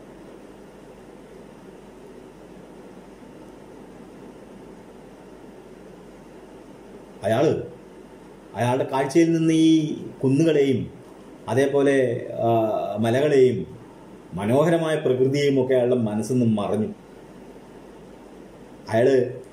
അയാളുടെ ഈ പഴയ കോർഡ്രോയ് ട്രൗസറിൻ്റെ, അത് പത്മനാഭൻ്റെ ഒരു പ്രയോഗമാണ്. നമ്മൾ പാൻസ് എന്നാണ് പറയുന്നത്. ശരിക്കും പറഞ്ഞാൽ ട്രൗസേഴ്സ് എന്നാണ്, പാൻസ് എന്നല്ല അതിന് പറയാം, ട്രൗസേഴ്സ് എന്നാണ്. അയാൾ ആ പഴയ കോർഡ്രോയ് ട്രൗസേഴ്സിൻ്റെ മിനുത്ത തുണിയിൽ ഇങ്ങനെ തൊട്ട്, അത് ധരിച്ചിരിക്കുന്ന ട്രൗസേഴ്സിൻ്റെ മിനുത്ത തുണിയിൽ തൊട്ട് അതിൻ്റെ പോക്കറ്റിലേക്ക് കൈകൾ തിരുകി അയാൾ നിൽക്കുമ്പോൾ അയാൾക്ക് ഓർമ്മ വരും, അത് ലാഹോറിൽ വെച്ചാണ് വാങ്ങിയത്. വാങ്ങുമ്പോൾ അന്ന് അവൾ ഉണ്ടായിരുന്നു കൂടെ. ഓർക്കുക, ഈ കഥയുടെ ഏറെക്കുറെ മധ്യഭാഗം പിന്നിടുന്നിടത്ത് വെച്ചാണ് പത്മനാഭൻ മക്കൻ സിംഗിൻ്റെ ഈ മനോനിലയിൽ വളരെ ഷാർപ്പായിട്ട് ഇടപെടുന്ന ഒരു കഥാപാത്രത്തെ നമുക്ക് പരിചയപ്പെടുത്തുന്നത്. ഞാൻ നേരത്തെ പറഞ്ഞില്ലേ, എത്ര പേർ കൂടെയുണ്ട് എന്നാലോചിക്കുക. നമ്മൾ ഈ കഥ വായിച്ചു തീരുന്ന സമയത്ത് മക്കൻ സിംഗിൻ്റെ മനസ്സിൻ്റെ ഒപ്പം എത്ര പേരുണ്ട്. അതൊരു വല്ലാത്ത ചോദ്യമാവും. അയാൾ പറയും, അതെൻ്റെ ആദ്യത്തെ ലാഹോറായിരുന്നു. യാത്ര ചെയ്ത് ആദ്യം ലാഹോറിലെത്തിയ സന്ദർഭമായിരുന്നു. ഈശ്വര, ജീവിതം എത്ര സംതൃപ്തമായിരുന്നു ആ കാലത്ത്. കഴിഞ്ഞു പോയതൊക്കെ വെറും ഒരു സ്വപ്നമായിരുന്നു എന്ന് അയാൾക്ക് തോന്നി. അത്ര തൃപ്തമാർന്ന ഒരു ജീവിതം നയിച്ചു പോകുന്നത് വെറും സ്വപ്നമായിരുന്നല്ലോ എന്ന് അയാൾക്ക് തോന്നി.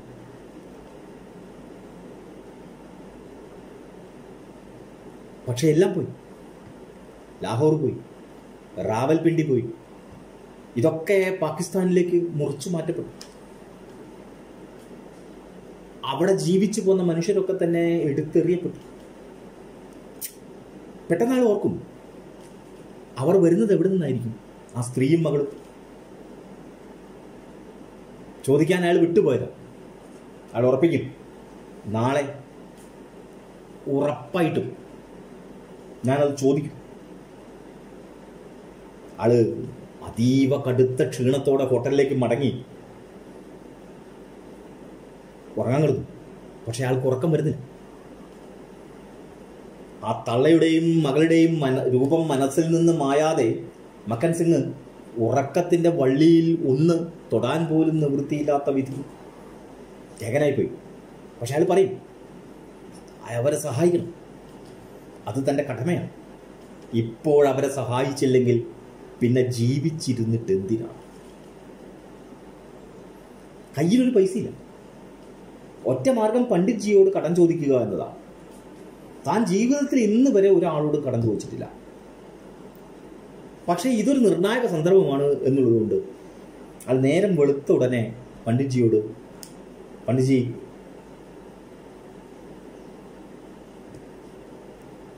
കുറച്ച് പണം വേണം.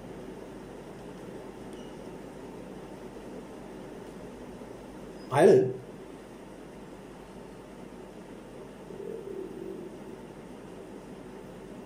ഇങ്ങനെ നോക്കി നിൽക്കുന്നതിൻ്റെ ഇടയിൽ ഞാൻ കഥയിലേക്ക് കഥ മനസ്സിൽ നിന്ന് ഇങ്ങനെ ഉണ്ടാക്കുന്ന ചില പ്രശ്നങ്ങളുണ്ട്. അപ്പോഴേക്ക് ബസ് ചെക്ക് ചെയ്യാൻ വരും.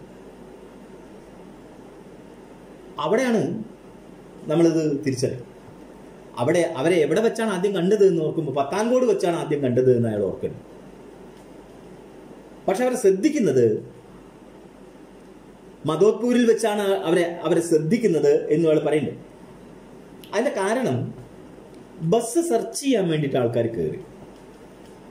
ബസ് സെർച്ച് ചെയ്യാൻ കയറിയപ്പോൾ സകല മനുഷ്യരെയും പരിശോധിക്കുന്നു എന്ന് മാത്രമല്ല, അവരുടെ ലഗേജ് മുഴുവൻ പരിശോധിക്കും. ഓരോ കെട്ടും പണ്ടും ഒക്കെ പരിശോധിക്കും. അപ്പോൾ ഡ്രൈവർ എന്ന നിലയ്ക്ക് മക്കൻ സിംഗ് ബസ്സിൽ നിന്ന് ഇറങ്ങി പുറത്ത് മാറി നിന്നിട്ട് ഇവരുടെ ഈ വെപ്രാളം കണ്ട് ചിരിച്ചുകൊണ്ട് നിൽക്കുക. പക്ഷെ അന്ന് സാധാരണയിൽ കവിഞ്ഞ് വളരെ കർശനമാണ് പരിശോധന. സാധാരണ അത്രയൊന്നും ഉണ്ടാവാറില്ല. ഏതെങ്കിലും ഒരു VIP കടന്നു പോകാനുണ്ടായിരിക്കണം എന്നാണ് കഥ പറഞ്ഞു പോകുന്നത്. അപ്പൊ അതൊക്കെ കഴിഞ്ഞു. 2 പേർ കൂടുതലുണ്ടല്ലോ എന്നാണ് ഇത് പരിശോധിക്കാൻ കയറിയ മുൻഷിജി ചോദിക്കുന്നു. അപ്പൊ അവരെവിടെ എന്നാണ് ചോദ്യം. അവരവിടെ തന്നെ ഉണ്ടായിരുന്നു. അപ്പൊ അയാൾ ദേഷ്യം വന്നു. അപ്പൊ അയാൾ ചോദിക്കുന്നു, ചെവിടില്ലേ, നിങ്ങളുടെ സാമാനങ്ങളൊക്കെ എവിടെ? അപ്പോ രാംലാൽ പറഞ്ഞു, മുൻഷിജി അവരുടെ പക്കൽ സാധനങ്ങളൊന്നുമില്ല, വെറും കയ്യാണ്. അപ്പൊ ചോദിച്ചു, നിങ്ങളെവിടെ പോകുന്നു? അപ്പൊ വൃദ്ധ പറയും, ശ്രീനഗർ.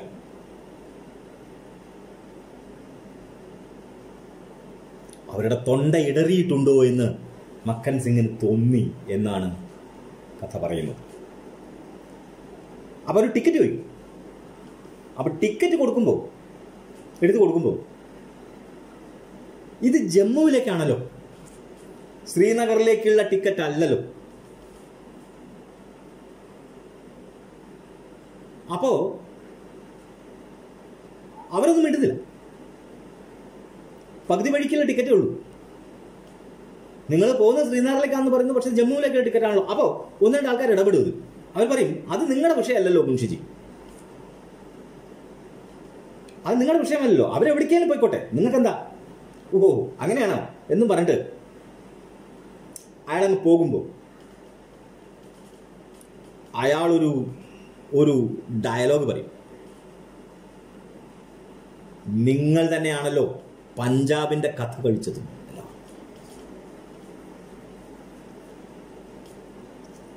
പഞ്ചാബിന്റെ ചരിത്രം, ഇന്ത്യ എന്ന് പറയുന്ന ഒരു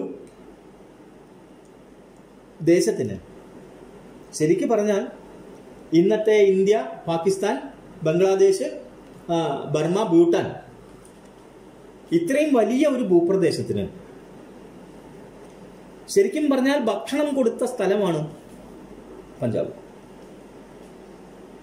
പക്ഷെ പഞ്ചാബിന്, ഇന്ത്യയുടെ ദേശീയതയിൽ പഞ്ചാബ് എപ്പോഴും നിരന്തരമായി കലഹമുണ്ടാക്കിയ ഒരു പ്രദേശം എന്ന രീതിയിലാണ് വിലയിരുത്തപ്പെട്ടിട്ടുള്ളത്. പ്രത്യേകിച്ച് 80കളുടെ മധ്യം വരെ.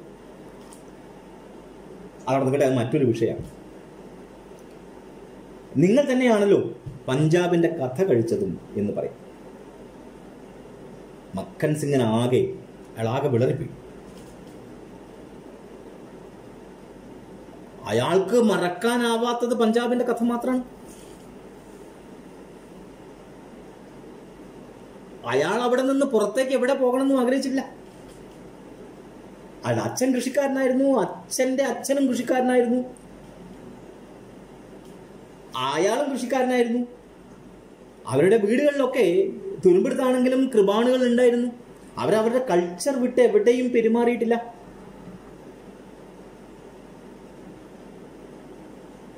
പക്ഷേ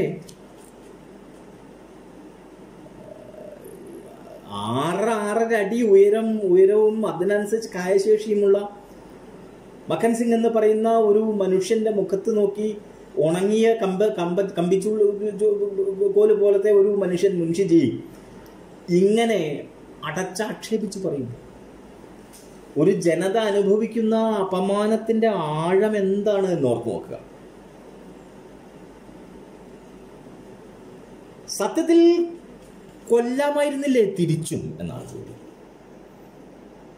നിങ്ങൾ തന്നെയാണല്ലോ പഞ്ചാബിനെ ഇല്ലാതെയാക്കിയതും എന്ന ചോദ്യത്തിനുള്ള മറുപടി, അല്ലെങ്കിൽ ആ ചോദ്യത്തിന്റെ എക്സ്റ്റൻഷൻ എന്ന് പറയുന്നത് നിങ്ങൾക്ക് തിരിച്ചു കൊല്ലാമായിരുന്നില്ലേ എന്നാണ്.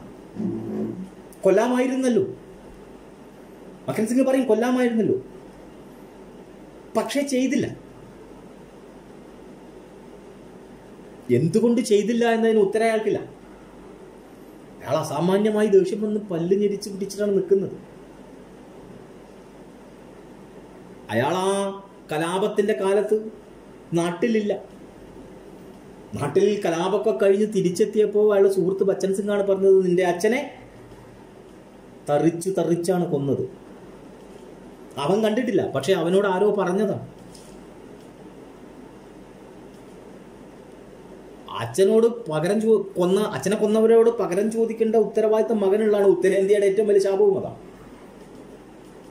എൻ്റെ അച്ഛനെ ഒരാൾ കൊല്ലും, അയാളെ കൊല്ലേണ്ട ഉത്തരവാദിത്തം എൻ്റെ. അയാളെ ഞാൻ കൊല്ലും, അയാളെ കൊല്ലേണ്ട ഉത്തരവാദിത്തം എൻ്റെ മകൻ്റെ. ഇതിങ്ങനെ ചങ്ങലയായിട്ട് മാറിക്കൊണ്ടിരിക്കുകയാണ്. പക്ഷെ മക്കൻ സിംഗ് പറയും ആരെ കൊല്ലും? അയാളുടെ അമ്മ എത്രയോ കാലം മുമ്പ് മരിച്ചുപോയി. അതുകൊണ്ട് അമ്മയെ കൊന്നവനെ തിരഞ്ഞു നടക്കേണ്ട കാര്യമില്ല. അയാൾ പോരുന്ന കാലത്ത് അച്ഛൻ്റെ കൂടെയായിരുന്നു അവളുണ്ടായിരുന്നത്. അയാൾ വീണ്ടും പറയും മരിച്ചു പോയിരിക്കില്ലെന്ന് തോന്നുന്നു. ഒരുപക്ഷെ ഈ കഥയിലെ ഏറ്റവും സാന്ദ്രമായ വാചകമാണ്. അവിടെ എത്തുമ്പോൾ എല്ലാ കാലത്തും എൻ്റെ ഒരു സ്വകാര്യ വായനാനുഭവം എന്ന നിലയിൽ ഞാൻ പറയാം, മരിച്ചു പോയിരിക്കില്ലെന്ന് തോന്നുന്നു എന്ന വാചകം വായിക്കുന്നിടത്തൊക്കെ, അത് ഓർക്കുന്നിടത്തൊക്കെ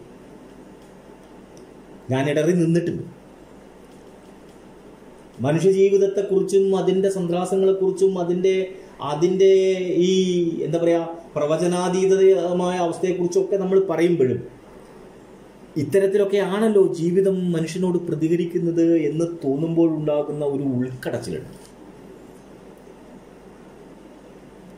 എൻ്റെ പ്രീതം എന്നയാൾ പറയും.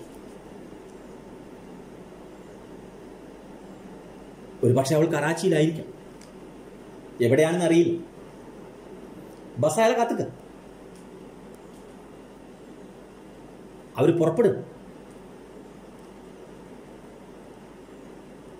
വലിയ ഉരുളങ്കല്ലുകൾ ഇങ്ങനെ നിരന്നു കിടക്കുന്ന വിശാലമായ തരിശുഭൂമികളിലൂടെ ഒട്ടകങ്ങൾ വെള്ളം തേവുന്ന ചോളവയലുകളെ പിന്നിട്ടുകൊണ്ട് ബസ് ഇങ്ങനെ ജമ്മുവിലേക്ക് കുതിക്കുമ്പോൾ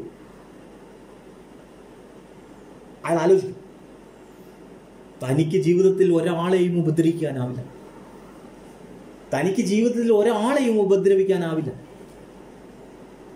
കഴിഞ്ഞതൊക്കെ കഴിഞ്ഞു.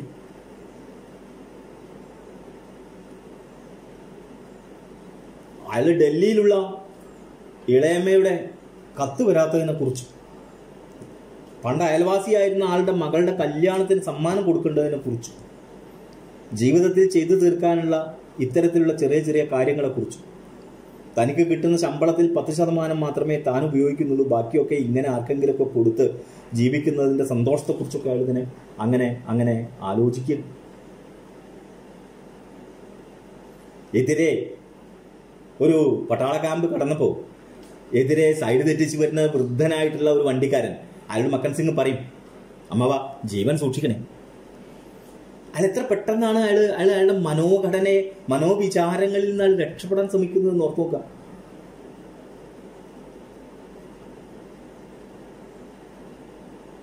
അപ്പോ ബസ്സിൽ ഇങ്ങനെ പറയുന്നുണ്ട്, പത്താൻകോട് വരെ അവർ ഞങ്ങളുടെ കമ്പാർട്ട്മെന്റിലായിരുന്നു. അവർ ശ്രീനഗറിലേക്കാണ് പോകുന്നത് അല്ലേ? ഭയങ്കര പരാധീനതയുള്ള ആൾക്കാരാണെന്നാണ് തോന്നുന്നത്. എന്തിനാണ് പോകുന്നത്? അവരുടെ മകൻ പട്ടാളത്തിലാണ്, അയാൾക്ക് സുഖമില്ല എന്നാണ് വാർത്ത. അയാൾ ഇപ്പൊ മരിച്ചുപോയിരിക്കും. ഓ, അങ്ങനെ പറയല്ലോ, അത് ഭാര്യയായിരിക്കും. അങ്ങനെയൊക്കെ നോക്കുന്നില്ലല്ലോ, ഇവരെ കാണുന്നില്ല. മക്കൻ സിംഗ് ഇവരെ തെരഞ്ഞു നോക്കുമ്പോൾ ഇവരെ കാണുന്നില്ല. അപ്പൊ അയാള് പറയും, മനസ്സിലും കരുതും, അവര് പോയല്ലോ,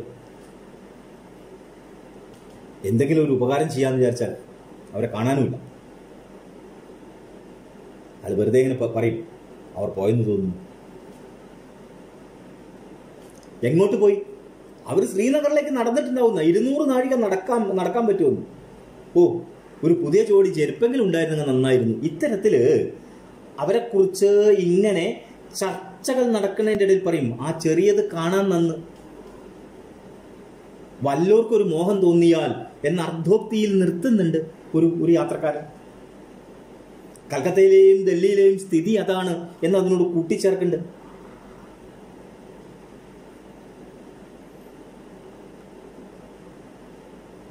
ബനിഹാലിൽ നിന്ന് പുറപ്പെടുമ്പോൾ മക്കൻ സിംഗിന്റെ ചെവിയിൽ ഇതൊക്കെ മുഴങ്ങുന്നുണ്ട്. ഇളയമ്മ ഡൽഹിയിലാണ്.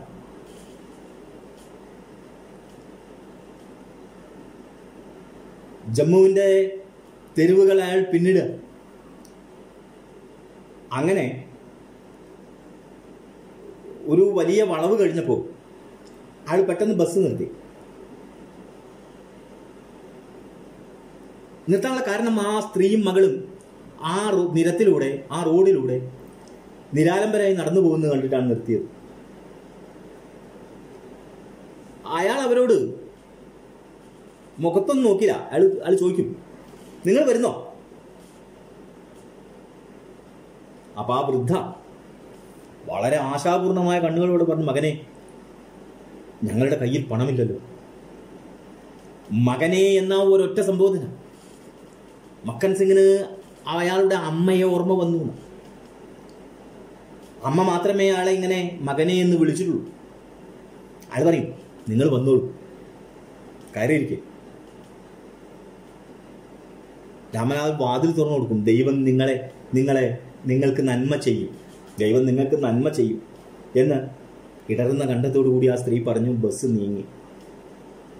അയാൾ ഓർക്കും, പഞ്ചാബിന്റെ മക്കൾ ഇങ്ങനെ നിരാധാരർ ആയിട്ടില്ലല്ലോ. പണ്ട് എല്ലാ കുടുംബങ്ങളും ഇന്ന് ഉടഞ്ഞു ചിതറി. ഇവിടെ കുടുംബങ്ങൾ ഉടഞ്ഞു ചിതറി, ബന്ധങ്ങൾ നശിച്ചു. ഇവിടെ ഒരു അമ്മയും മകളും അനാഥരായി എവിടെയോ കിടക്കുന്ന അശരണനായ തൻ്റെ മകനെ ഒരു നോക്ക് കാണുന്നതിനും ഒരുപക്ഷെ അവന്റെ അവസാനത്തെ കാഴ്ചയിലേക്ക് ചെന്നെത്തിപ്പെടുന്നതിനു വേണ്ടി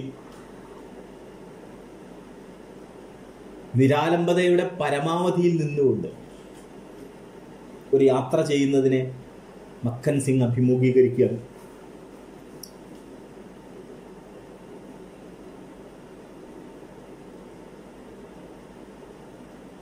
അയാളോർക്കും, ശ്രീനഗറിൽ സുഖക്കേടായി കിടക്കുന്ന ആ യുവാവിനെ പോലെ അല്ല, ആ യുവാവിന്റെ അമ്മയും ഭാര്യയും ബാക്കിയായതുപോലെ എൻ്റെ അമ്മയും അവളും എൻ്റെ അച്ഛനും അവളും ബാക്കിയായിരുന്നെങ്കിലോ, അവർ എവിടെയെങ്കിലും ബാക്കിയായിട്ട് എന്നെ അന്വേഷിച്ച് വരികയാണെങ്കിലും അതൊരിക്കലും നടക്കില്ല എന്ന് അയാൾക്കറിയാം. അയാൾക്ക് അസാമാന്യമായ സങ്കടവും ദേഷ്യവും വന്നു.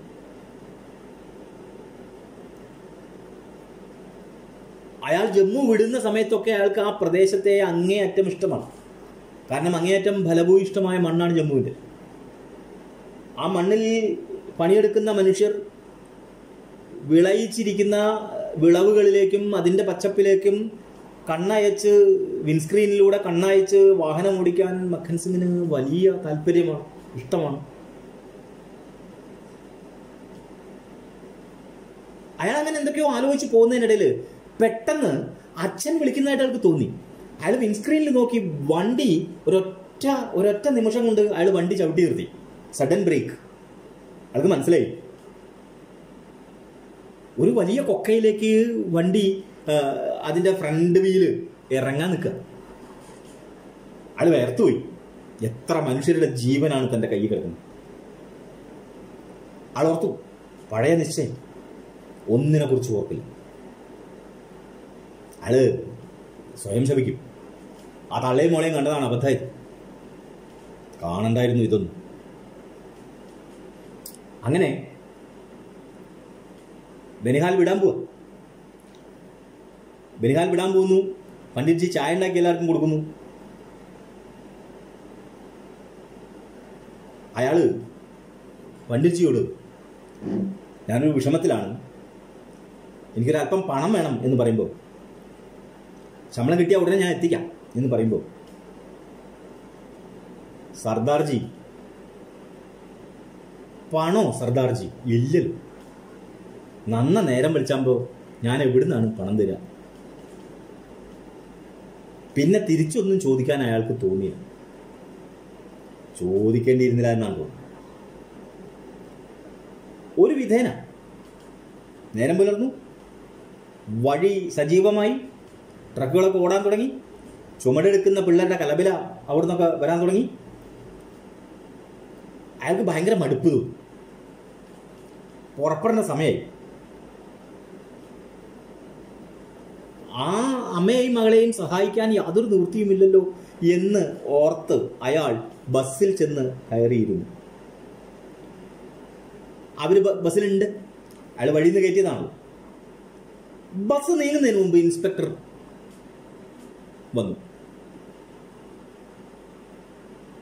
ബസ് നീങ്ങുന്നില്ല. ടോൾ ഗേറ്റ് കിടക്കുന്ന സമയത്ത് ഇൻസ്പെക്ടർ വന്നു. ഇൻസ്പെക്ടർ ഇയാളെ തടഞ്ഞു. ബസ് തടഞ്ഞു. തടഞ്ഞപ്പോ ശരിക്കും മക്കൻ സിംഗ് വേർത്തു. കാരണം ടിക്കറ്റ് ഇല്ലാതെ രണ്ടുപേരെ അതിനകത്തിരിക്കുന്നത്. അതുവരെ ഇങ്ങനെ ഒരു സന്ദർഭം ഉണ്ടായിട്ടില്ല. മാത്രമല്ല, തൻ്റെ ജോലിയിൽ അയാൾ ഒരു വീഴ്ചയും വരുത്തിയില്ല ഈ കാലയളവ് വരെ. ആദ്യമായി ചീത്തപ്പേര് കേൾക്കാൻ പോവുക. രാംലാലിന്റെ കയ്യിൽ നിന്ന് ടിക്കറ്റ് ബുക്ക് വാങ്ങി പരിശോധിച്ച് ഇൻസ്പെക്ടർ 2 പേര് കൂടുതലുണ്ടല്ലോ എന്ന് പറയും. അപ്പൊ അത് ആരാണെന്ന് നോക്കുമ്പോൾ തള്ളയും മകളും അവർ പിന്നിലെ സീറ്റിലാണ്. എല്ലാവരും അവരെ നോക്കി. അവർ ചോദിച്ചു, ടിക്കറ്റ് എവിടെ? അവരെ ടിക്കറ്റ് ഇല്ല. പുറത്തിറങ്ങിക്കോളും എന്ന് ഇൻസ്പെക്ടർ ഡ്രൈവറുടെ നമ്പർ കുറിച്ചു. മക്കൻ സിംഗ് തീരുമാനിച്ചു, ജോലി പോവും, അല്ലെങ്കിൽ പോട്ടെ. അയാൾക്കപ്പോഴും ശ്രീനഗറിൽ രോഗിയായി കിടക്കുന്ന ആ ചെറുപ്പക്കാരനെ കുറിച്ചാണ് ഓർമ്മ.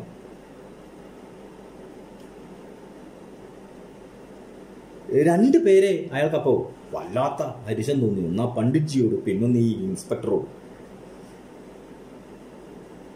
ഒരു മനുഷ്യന്റെ വേദന മനസ്സിലാക്കാൻ എന്തുകൊണ്ടാണ് ഇവർക്കൊന്നും സാധിക്കാത്തത് എന്ന് മക്കൻ സിംഗ് ഓർക്കുന്നുണ്ട്.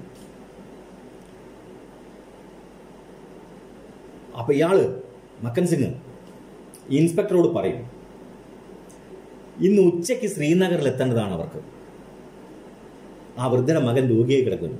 അപ്പോ ഇൻസ്പെക്ടർ ചോദിക്കും, അതിനെന്താണ്? അതുകൊണ്ട് നിങ്ങൾ അവരെ യാത്ര ചെയ്യാൻ അനുവദിക്കണം. അവർ പാവങ്ങളാണ്. അവർ പാവങ്ങളായത് എങ്ങനെ എന്ന് അത് പോട്ടെ, അത് ഞാൻ പറയുന്നില്ല. എന്റെ കയ്യിൽ പണമുണ്ടെങ്കിൽ ഞാൻ അവരെ സഹായിക്കുമായിരുന്നു. പക്ഷെ എന്റെ കയ്യിൽ പണമില്ല. അയാളുടെ ശബ്ദം അവിടെ തന്നെ മുഴങ്ങും. അപ്പൊ അയാൾ പറയും, ഞാൻ നിങ്ങളുടെ മുമ്പിൽ നിന്ന് ടിക്കറ്റ് മുറിക്കും. പണം ശ്രീനഗറിലെത്തിയ ഉടനെ ശരിപ്പെടുത്തിക്കോളൂ. ഞാൻ നിങ്ങളുടെ മുമ്പിൽ നിന്ന് ടിക്കറ്റ് മുറിക്കും, പണം ശ്രീനഗറിലെത്തിയ ഉടനെ ശരിപ്പെടുത്തിക്കോളൂ. ആര്? ഇൻസ്പെക്ടർ. ഇൻസ്പെക്ടർ ടിക്കറ്റ് മുറിച്ച് തിരിഞ്ഞു കൊടുക്കും. അപ്പോൾ ടോൾ ഗേറ്റിൽ നിന്ന് ഒരു പോലീസുകാരൻ കയറി വന്നു. ആ പോലീസുകാരനോട് ഇൻസ്പെക്ടർ ഒരു വാചകം പറയും, ഈ പഞ്ചാബുകാരെ വിശ്വസിക്കാൻ കൊള്ളില്ല. അതോടുകൂടി ഒരുപക്ഷെ കഥയുടെ ഒരു ഘട്ടത്തിൽ അയാളോട് അപമര്യാദയായി പെരുമാറിയ, നിങ്ങളല്ലേ പഞ്ചാബിനെ ഇല്ലാതെയാക്കിയത് എന്ന് ചോദിച്ച മുൻഷിജിയുടെ ചോദ്യത്തിന്റെ ബാക്കി, പഞ്ചാബിനെ വിശ്വസിക്കാൻ കൊള്ളില്ല എന്ന ഒരു പ്രസ്താവന. വിശ്വസിക്കാൻ കൊള്ളില്ല അല്ലേ? ഞാൻ കാണിച്ചു തരാം. അതുവരെ അടക്കി വെച്ചിരുന്നതൊക്കെ ഒരുമിച്ച് പുറത്തിയടി. അയാൾ ഇൻസ്പെക്ടറെ അടിക്കാൻ തന്നെ ചെന്നു. അയാൾ മാറി. അയാൾ അപ്പോഴേക്കും യാത്രക്കാരും ആ പോലീസുകാരനെ കൂടി ചേർന്ന് പിടിച്ചു. അയാൾ പറയും, എന്നെ വിട്, ഞാനവൻ്റെ കൊട്ടലിൽ പിളർക്കുന്നു, ഞാൻ മരിക്കണമെങ്കിൽ മരിച്ചോട്ടെ, എനിക്ക് പ്രശ്നമില്ല. ആ പോലീസുകാരൻ പറയും, പോട്ടെ സർദാർജി, അയാൾ പറഞ്ഞത് തെറ്റാണ്, അയാൾക്ക് വേണ്ടി ഞാൻ മാപ്പ് പറയും എന്നൊക്കെ പറയുന്നു. മക്കൻ സിംഗിന് അത് കേൾക്കാനുള്ള ക്ഷമ പോലും ഇല്ല.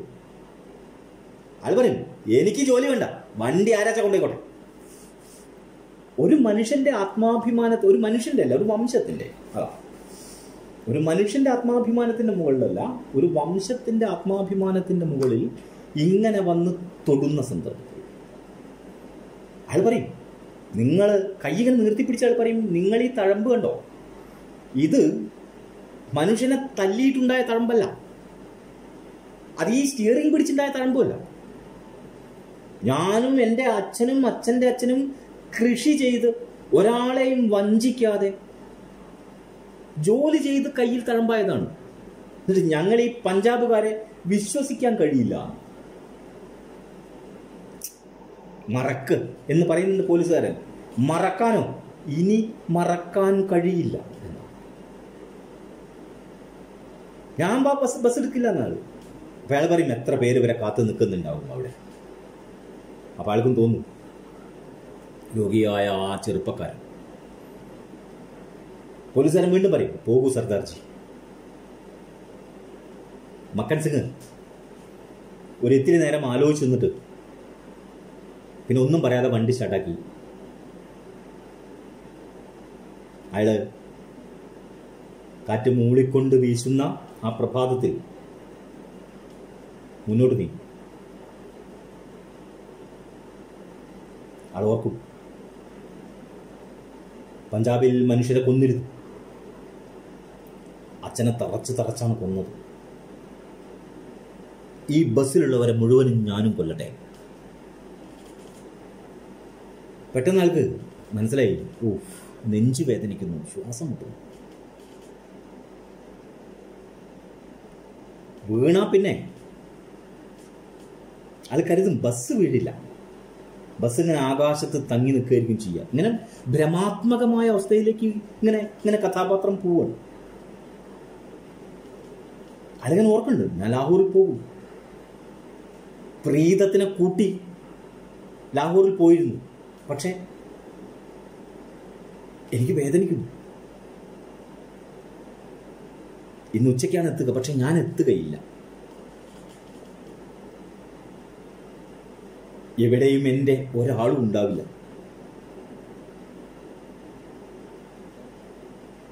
ബസ് ടണലിനെ സമീപിക്കുന്ന സമയത്ത് മക്കൻ സിംഗിന്റെ ഓർമ്മകൾ നിലച്ചു.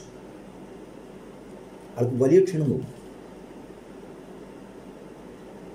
ബസ് തുരങ്കം കടന്ന ഉടനെ ബസ് നിൽക്കുകയും അയാൾ വാതിൽ തുറന്ന് പുറത്തേക്ക് വീഴുകയും ചെയ്തു. കണ്ണടഞ്ഞ് മണ്ണിൽ അമർന്ന് കിടന്ന അയാളുടെ കണ്ണിൽ നിന്ന് ഒഴുകിയ കണ്ണീർ അയാളുടെ താടിയെ കെട്ടിയിരുന്ന ലേസ് നനച്ചിരുന്നു എന്നാണ് പത്മനാഭൻ എഴുതുക. പലരും ഇയാളെ വിളിച്ചു നോക്കും, സർദാർജി. രാംലാൽ വിളിക്കും, സർദാർജി. സർദാർജി. രാംലാലിന്റെ ആ സർദാർജി എന്ന വിളി മക്കൻ സിംഗ് കേൾക്കുകയുണ്ടായില്ല. പത്മനാഭൻ ഈ കഥയുടെ അവസാനത്തിൽ എഴുതുന്ന ഒരു വാചകം, അയാൾ പഞ്ചാബിലെ വിളഞ്ഞു നിൽക്കുന്ന ഗോതമ്പ് വയലുകൾ സ്വപ്നം കാണുകയായിരുന്നു. അയാൾ പഞ്ചാബിലെ വിളഞ്ഞു നിൽക്കുന്ന ഗോതമ്പ് വയലുകൾ സ്വപ്നം കാണുകയായിരുന്നു. ഒരു പക്ഷേ കിഴവനും കടലും എന്ന നോവലിന്റെ അവസാന വാചകം മനസ്സിൽ ഓർമ്മിപ്പിക്കുന്ന തരത്തിൽ മരണത്തിലേക്ക് കൂപ്പുകുത്തിപ്പോയ ഒരു മനുഷ്യൻ അയാളുടെ മൃതിമുഹൂർത്തത്തിൽ അയാളുടെ ജനിതകങ്ങളിൽ നിരന്തരമായി കോറിവെക്കപ്പെട്ട അയാളുടെ വംശത്തിൻ്റെ മഹത്വവും അതിൻ്റെ അധ്വാനശീലവും അതിൻ്റെ പ്രിയതരങ്ങളായ എല്ലാ ഫലങ്ങളെയും സ്വപ്നം കണ്ടുകൊണ്ട്, വിളഞ്ഞു കിടക്കുന്ന ഗോതമ്പ് വയലുകളെ സ്വപ്നം കണ്ടുകൊണ്ട് അയാളുടെ മരണത്തിലെത്തുന്നു. ജീവിതം എന്താണ് എന്ന് ചോദിക്കുമ്പോൾ ഒരാൾ തനിച്ച് അയാളുടെ മരണത്തിലേക്ക് നടത്തുന്ന തീവ്രമായ യാത്രയാണ് മരണം എന്ന പത്മനാഭന്റെ കഥകളിലെ അടിസ്ഥാന ധാര ഈ കഥയുടെ അവസാന വാചകത്തിൽ പത്മനാഭൻ കുറ്റിയടിച്ച് നിർത്തിയിട്ടുണ്ട് എന്നാണ് എനിക്ക് തോന്നുന്നത്. നന്ദി.